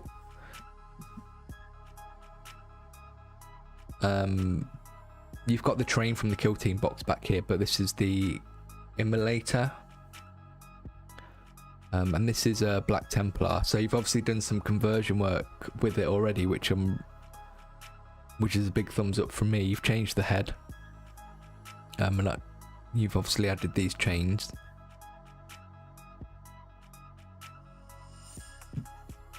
There is something that I really love they've done on this miniature. If you're watching now, or if you're watching after the fact,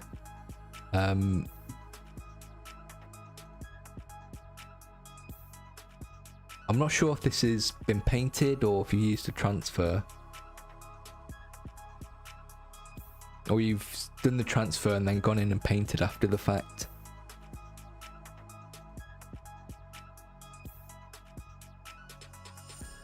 But again, you've gone in and tidied things up. But the one thing I loved about this was the texture you've achieved on this sort of cloak here. I really like. I'm not sure how you've achieved it though. Whether if it's by hand. It looks... I don't want to say dry brush because it looks better than what if you've done the dry brush. I don't know, but you've managed to achieve something I struggle with. But no, I'm really impressed with what you've like done. Yeah, I want to know how they've done it. Whether it's just a lot of cross hatching, or maybe it's a bit of both. Maybe it's some cross hatching and a bit of dry brushing.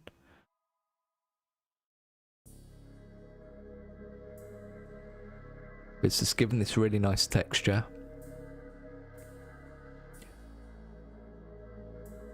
And the lenses, as someone pointed out in the chat. Yeah, really nicely done. Like, there's not much going on with the colours, obviously, because it's a Black Templar, but you've made up for that. So even a relatively simple colour scheme can be just really elevated by a simple, well, not a simple technique, but adding character to a miniature makes a huge difference.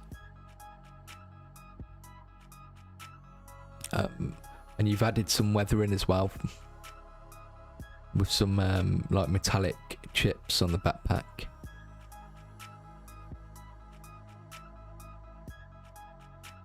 Which really helps.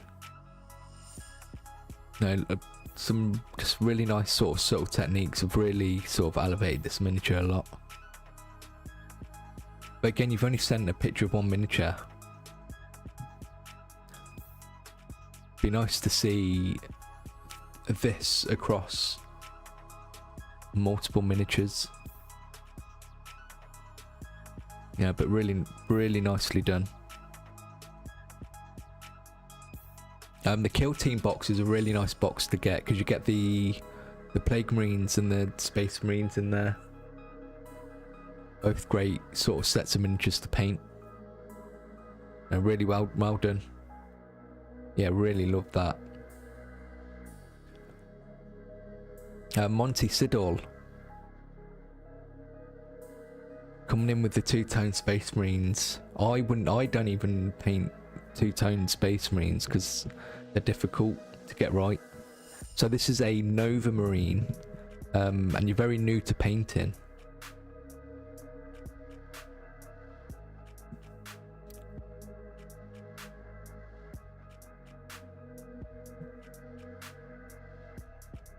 But really, really nice colour choices.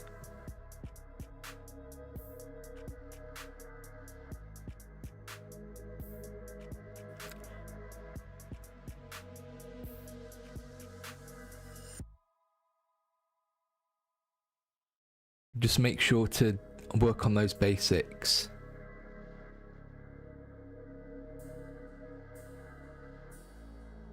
But really, really good. Like white's just a difficult colour to paint generally anyway. But you've managed to get like a nice good coverage.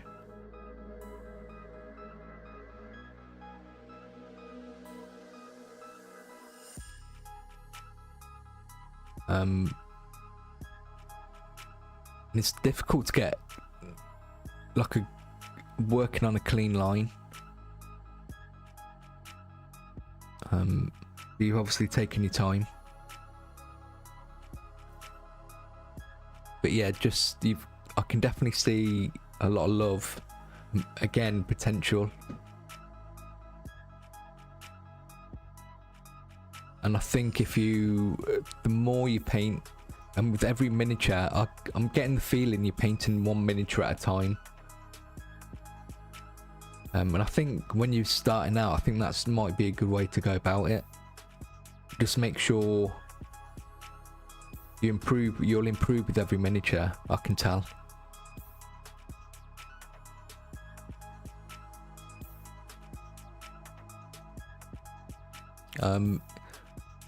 Would I have any advice on painting a straight line like this? yeah, just don't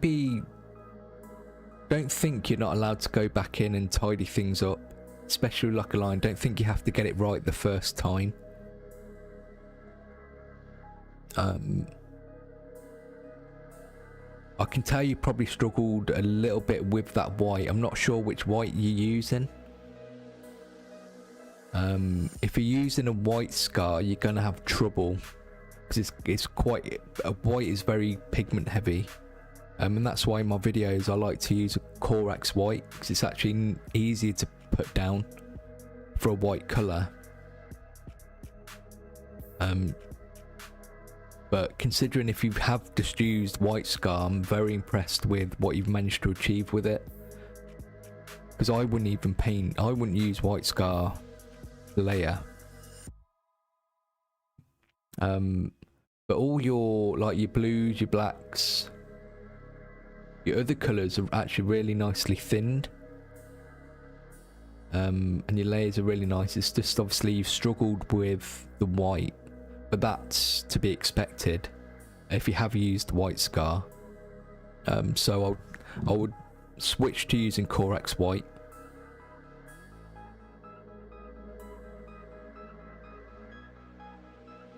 That's the only place I can see you probably struggled, and you probably got frustrated. So if you are watching this, switch to Corax white.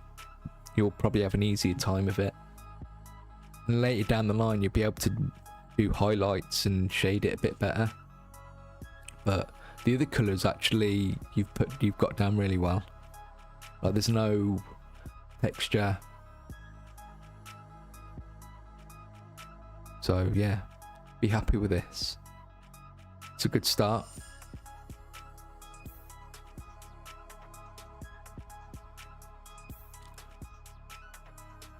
Again, hopefully in January, if you do see this, we'll see some more Nova Marines in January.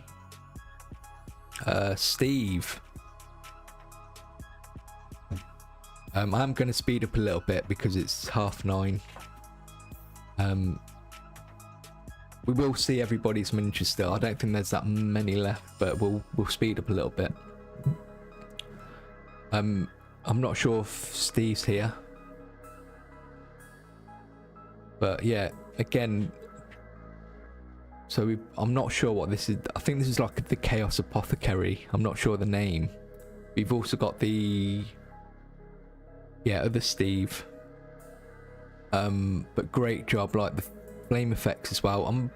I've got a feeling we've seen your miniatures before as well, but really nice job on the highlights, the flames. Really impressed.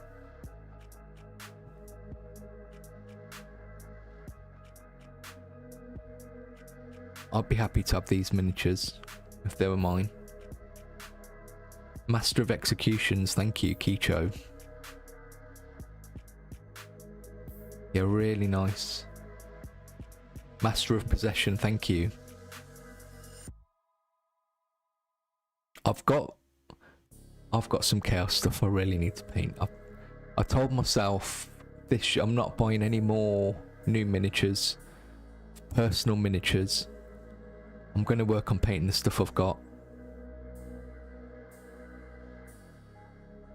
I have got Lysander coming. Hopefully he'll turn up tomorrow. Yeah, really nice job, well done. Again, I feel like we've seen some of your stuff before. It looks very familiar. Maybe some word bearers. If I'm wrong, I do apologise, but I love the colour choices as well. I'm not sure if that's Fire Dragon Bright or Towlight Ochre. I'm a huge fan of Towlight Ochre being used to highlight red.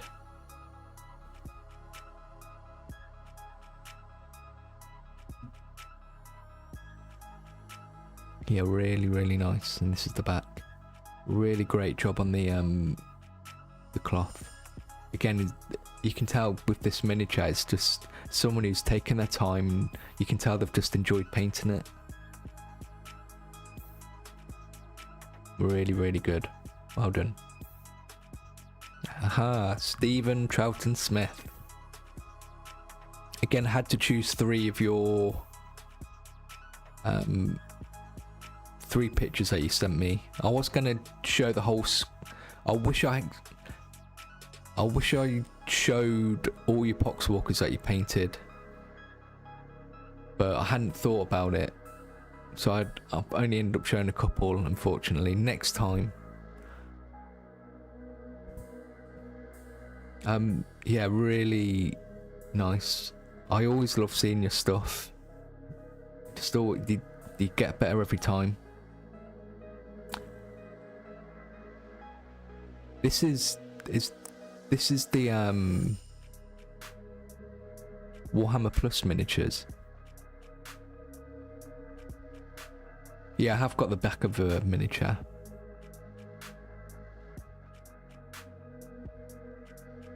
Yeah, really nice.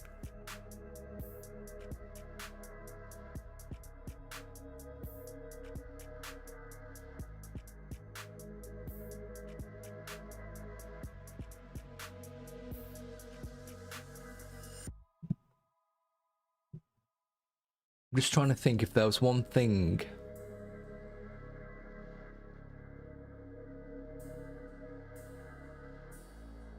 I don't know.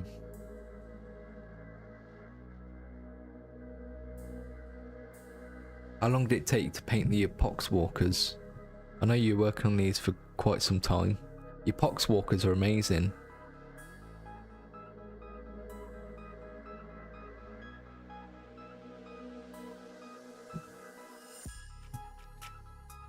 There's one criticism I would say about, not even a criticism, I feel there's a lack of maybe contrast in your miniatures.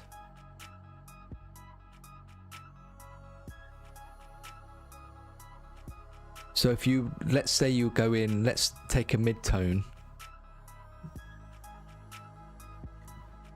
I feel like you go with your highlights, I feel like your highlights are spot on. I feel like when you go the other way with your shadows and your shades, I feel like you could have a bit more contrast.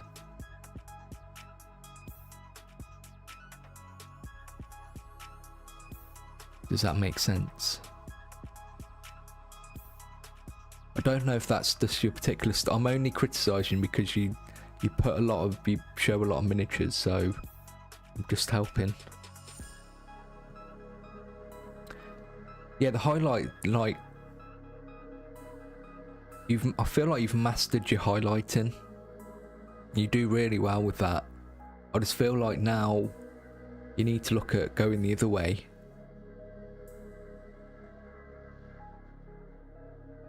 Or maybe how you can sort of add different tones to your miniatures. I don't know. I feel like it's time to get more adventurous.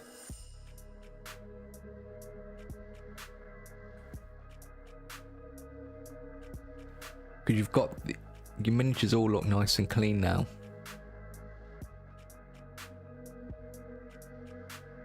Yeah, you're probably right. You do lose a lot of contrast and colour tones from pictures. I don't think they lack vibrancy. I just feel like, I don't know. Maybe they're too good. I'm just trying to bring you down to my level.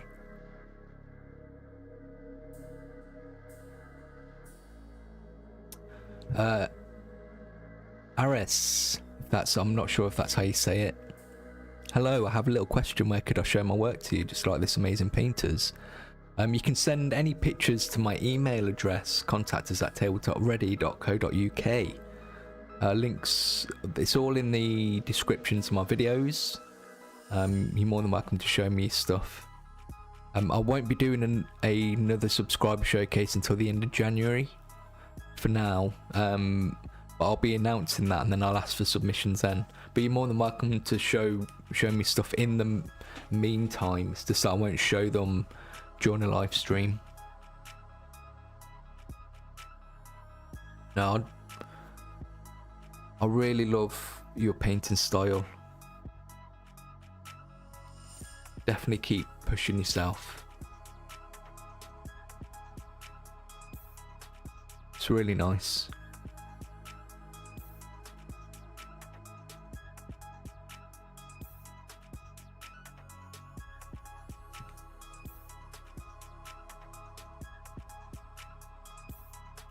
You got to paint. You've got high elf army to paint as well. I think you said.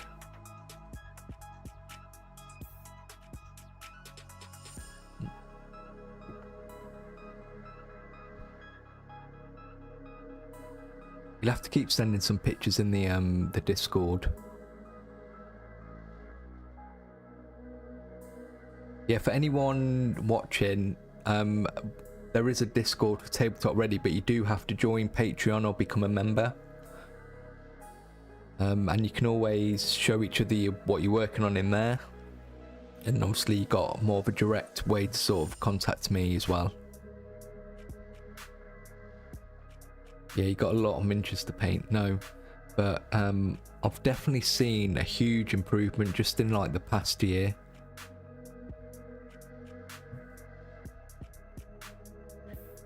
And I do, your style is very similar to mine.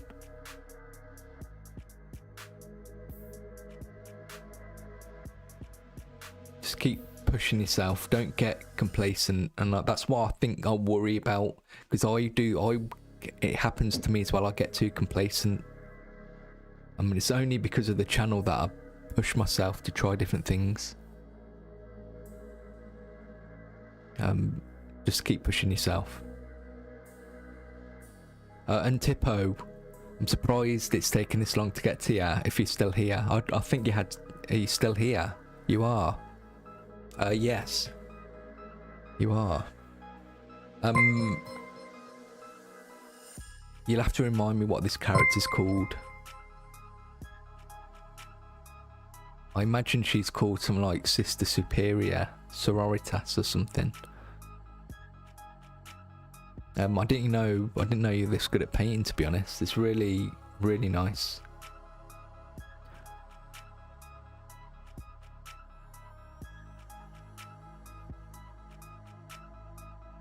Morven Val. Yeah, such a nice miniature. I think I've got a close up. Yeah, there we go. Yeah, really, really impressed.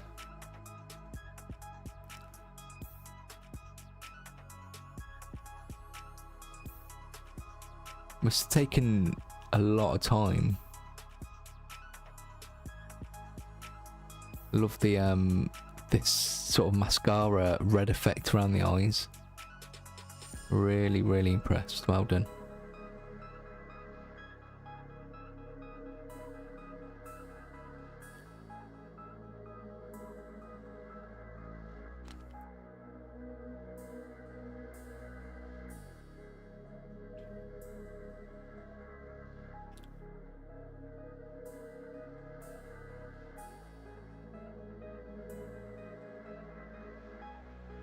Got back of the miniature.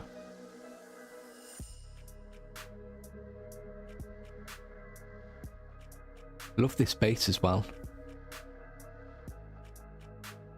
How long did it take you to paint this? Just to give people an idea.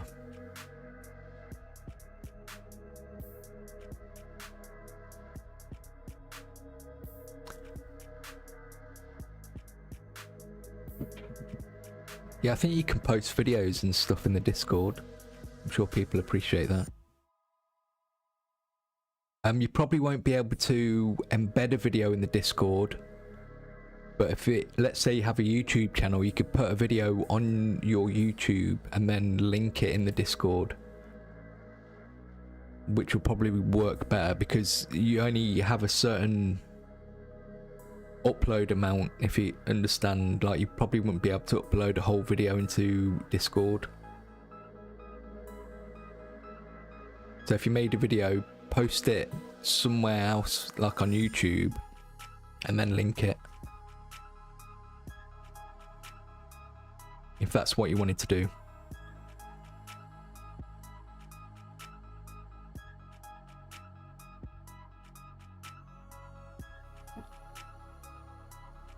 Yeah, really nice. I'm looking forward to seeing some of your more of your stuff in the future. Really well done. Again, just like kept clean, nice layering.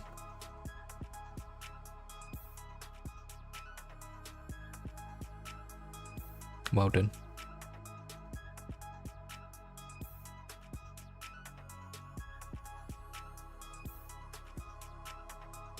Andrew Vang.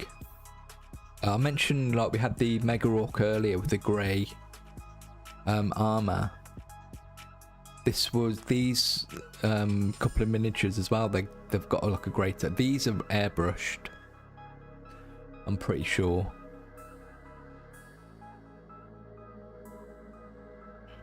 But again, I feel this is quite a very sort of simple approach. Like they've picked a few techniques to sort of give this miniature character without too much work, which I quite like. It's not overly complicated. It's like subtle. Oh, Andrew here. Yeah, another, like I had a rant about airbrushing early, but again, airbrushing is just another style, and this is a good example. Like with those Tau, it's not to replace.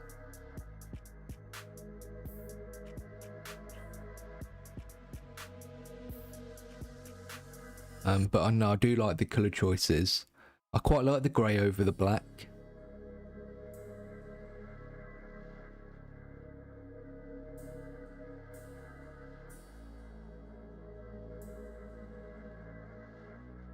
And then we've got a heresy. Well, I know this is a Dark Angel miniature, but again, I just like the colours.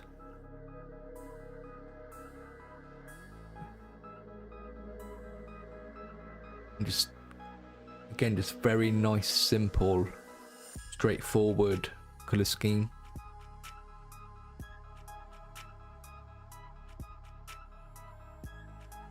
But it shows a good sort of understanding of the basics.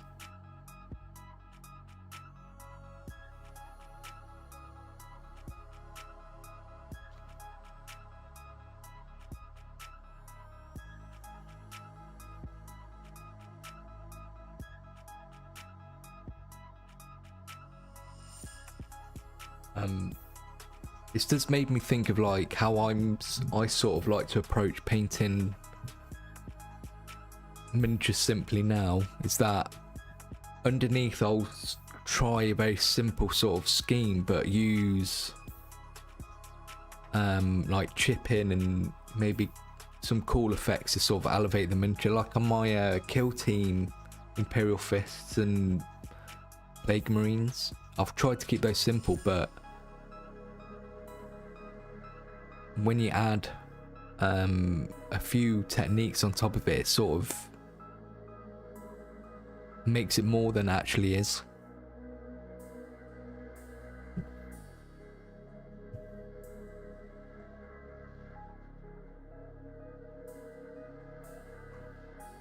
No, really nice. Nice style, nice colour choices. Will Price. You're a Discorder. In the Discord.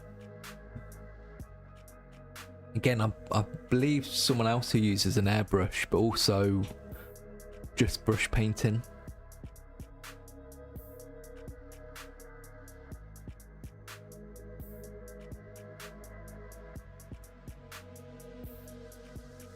Grandmaster Slam, after watching this for a bit, started to realise how much I suck. Got a lot of work to do. Must send my Eldar horror stories. I refuse to call them by the new name. Really nice work, everyone. Yeah, hopefully, like, all these have helped to inspire people. And it's all achievable. And obviously, everybody's at a different place in their journey. Yeah, so will you say airbrush for base coats and then moving on to brush painting? But that's how I would imagine you should do airbrushing for miniatures. Yeah, really nice.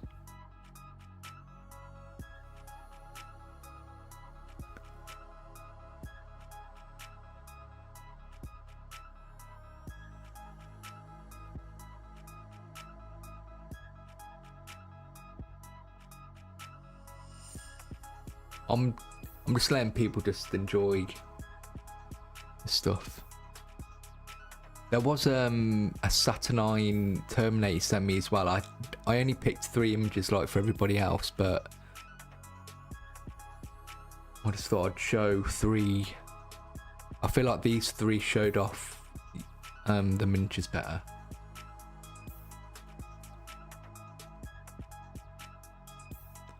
This scheme for Tyranids has been knocking around for a while. It's like this crab effect that I really love. I almost did Tyranids like this, then I didn't. Really nice.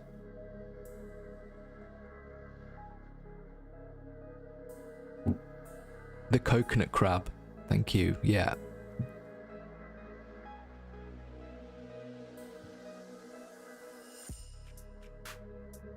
Yes, and this nice. Just a few like simple techniques. Now you've got some really nice character created with some rust. Again, you've not gone crazy with the highlights, but it's not needed.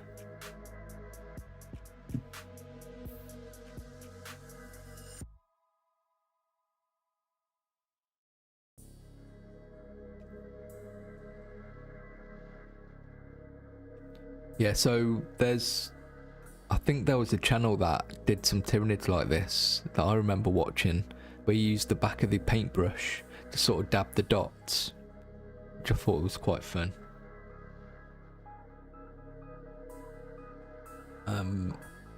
When I do my Hive Fleet video, well, if I ever get around to it, when I do different sort of Hive Fleets, I was going to include this in that.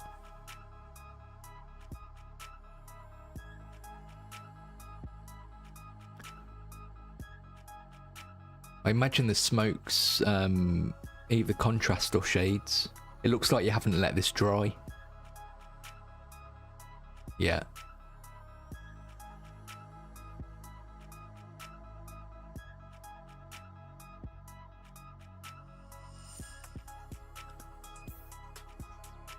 I like that you've got the different colour in there as well. I don't know if that's intentional, but you've got some of the pink.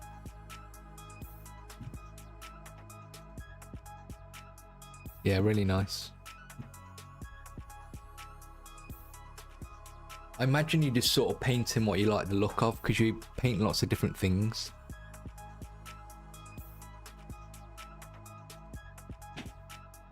Yeah, really nice.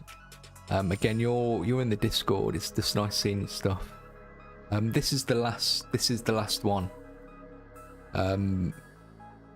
Cameron Wright, I'm not sure if you're here, but I love one of my favourite miniatures.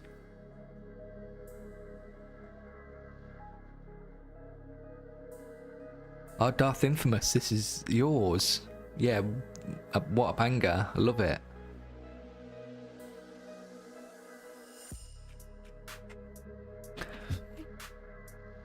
I like that you had a light background, because I just left it and cropped.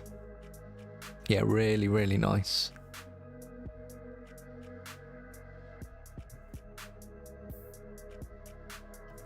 Really love the, I'm not sure how you've done the tattoo. If that's, I got a feeling that might be a transfer. Even if it is a transfer, it's really impressive. If that's freehand, I'm super impressed. It's really clean.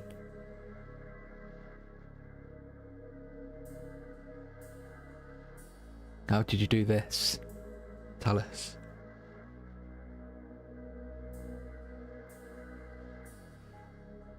Yeah, I love the orange. I love the orange orc. Works. Transfer. Yeah, no, it looks. You've done such a good job. It doesn't even register anyway. It's a transfer. It just looks like it should be there.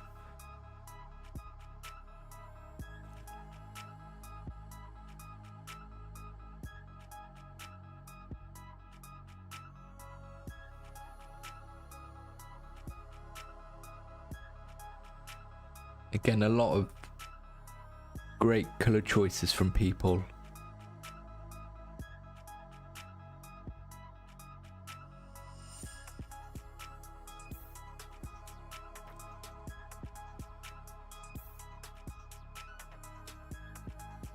Really impressed.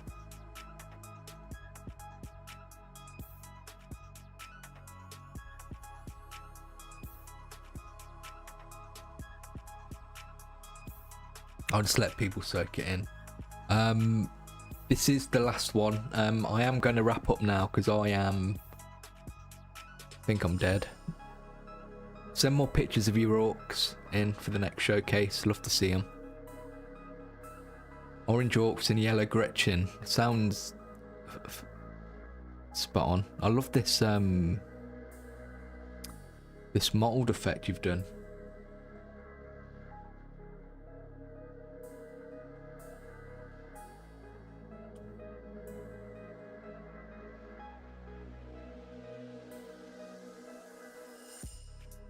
Yeah, really, really good.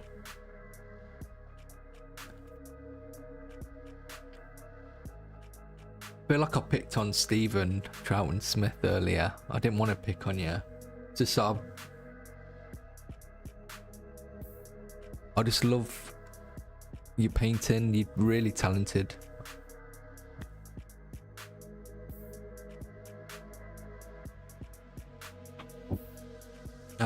So yeah. Thank you everyone. It's been an amazing showcase. And I want to see more of your miniatures, better quality pictures as well. There wasn't a bad miniature at all. A lot of potential from people, a lot of talented people. Yeah, I wish I'd shown the whole squad.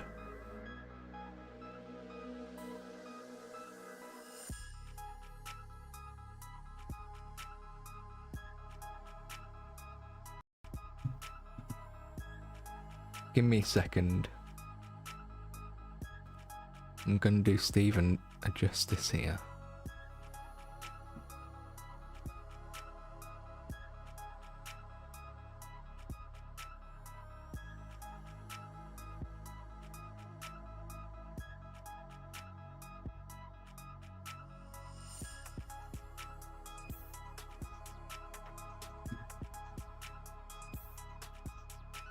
I still really like your... I remember doing your Screamer Killer was... I'd like to see more retro colour schemes. I think you absolutely knocked those out of the park.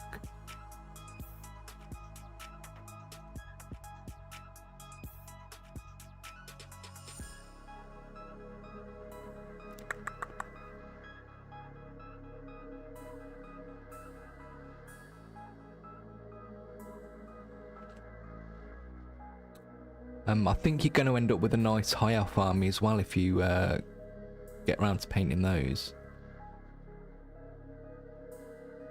Yeah, I've always... Can you see this? There we go. So this is the rest of the pot walkers. All look amazing. But yeah, you've definitely got a style that I love, that I like to paint in.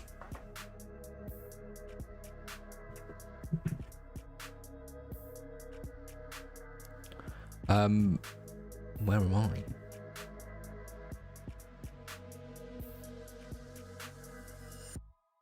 There we go. We'll leave this here for people to enjoy. Right, okay, thank you everyone for tonight. I've really enjoyed showing everyone's miniatures off. I'll be doing a showcase at the end of January. It just gives people plenty of time to get some more stuff together and work on their own stuff. It's good to see sort of like an improvement as well. Again, you can sort of go back into the live tab on the channel. You can see past subscriber showcases as well. Adam Sivak, what do I think about people using cardboard cut or other things to represent the characters on tabletop? It's really up to you guys. They're called proxies. Proxies are absolutely fine. Obviously there are rules around if you go to tournaments and shops and stuff, just make sure you follow any sort of like preferences that people have. Personally, if that's how you want to enjoy the hobby, it's your hobby, you do it however you want. I just feel like you're missing out on half the hobby by not enjoying the miniatures or painting the miniatures. But if it's a fun way for you to get into play the game, that's how you enjoy it. Yeah, it's really up to you. Mathis Fisher, thank you Michael, that was a great show. I'll try to bring some more minis next time with my new colour scheme, as the Infernuses build up. Yeah, good. Again, end of January will be the next showcase, so get painting everyone. Next weekend is going to be the shock attack gun tutorial. I've been working on that all week. I've enjoyed painting it. I've been painting two, because I want one for my own personal army, and then obviously I'm painting one for the channel anyway, so I'm going to end up with two. So that is taking a bit longer than I wanted to, but because I decided to paint two miniatures. But that's next Sunday. The live stream after will be in a couple of weeks' time. We're going to go back to the hobby hangout. I don't know what I'll have to show off by then. I'm going to be working on my own Night Goblin, so I'll probably showcase my finished Night Goblin army next time. Grandmaster Slam, am I okay with newbies showing off their stuff? Of course I am. If it's your first miniature, I'll show it. There's always something to love about everybody's miniature. It doesn't matter how long you've been painting. I think there's some people in here who's been painting for a short amount of time, maybe like 3 or 4 miniatures. So yeah, even if it's your first miniature, I'm happy to show off. I won't show off cardboard cutouts though, obviously. They do have to be painted miniatures.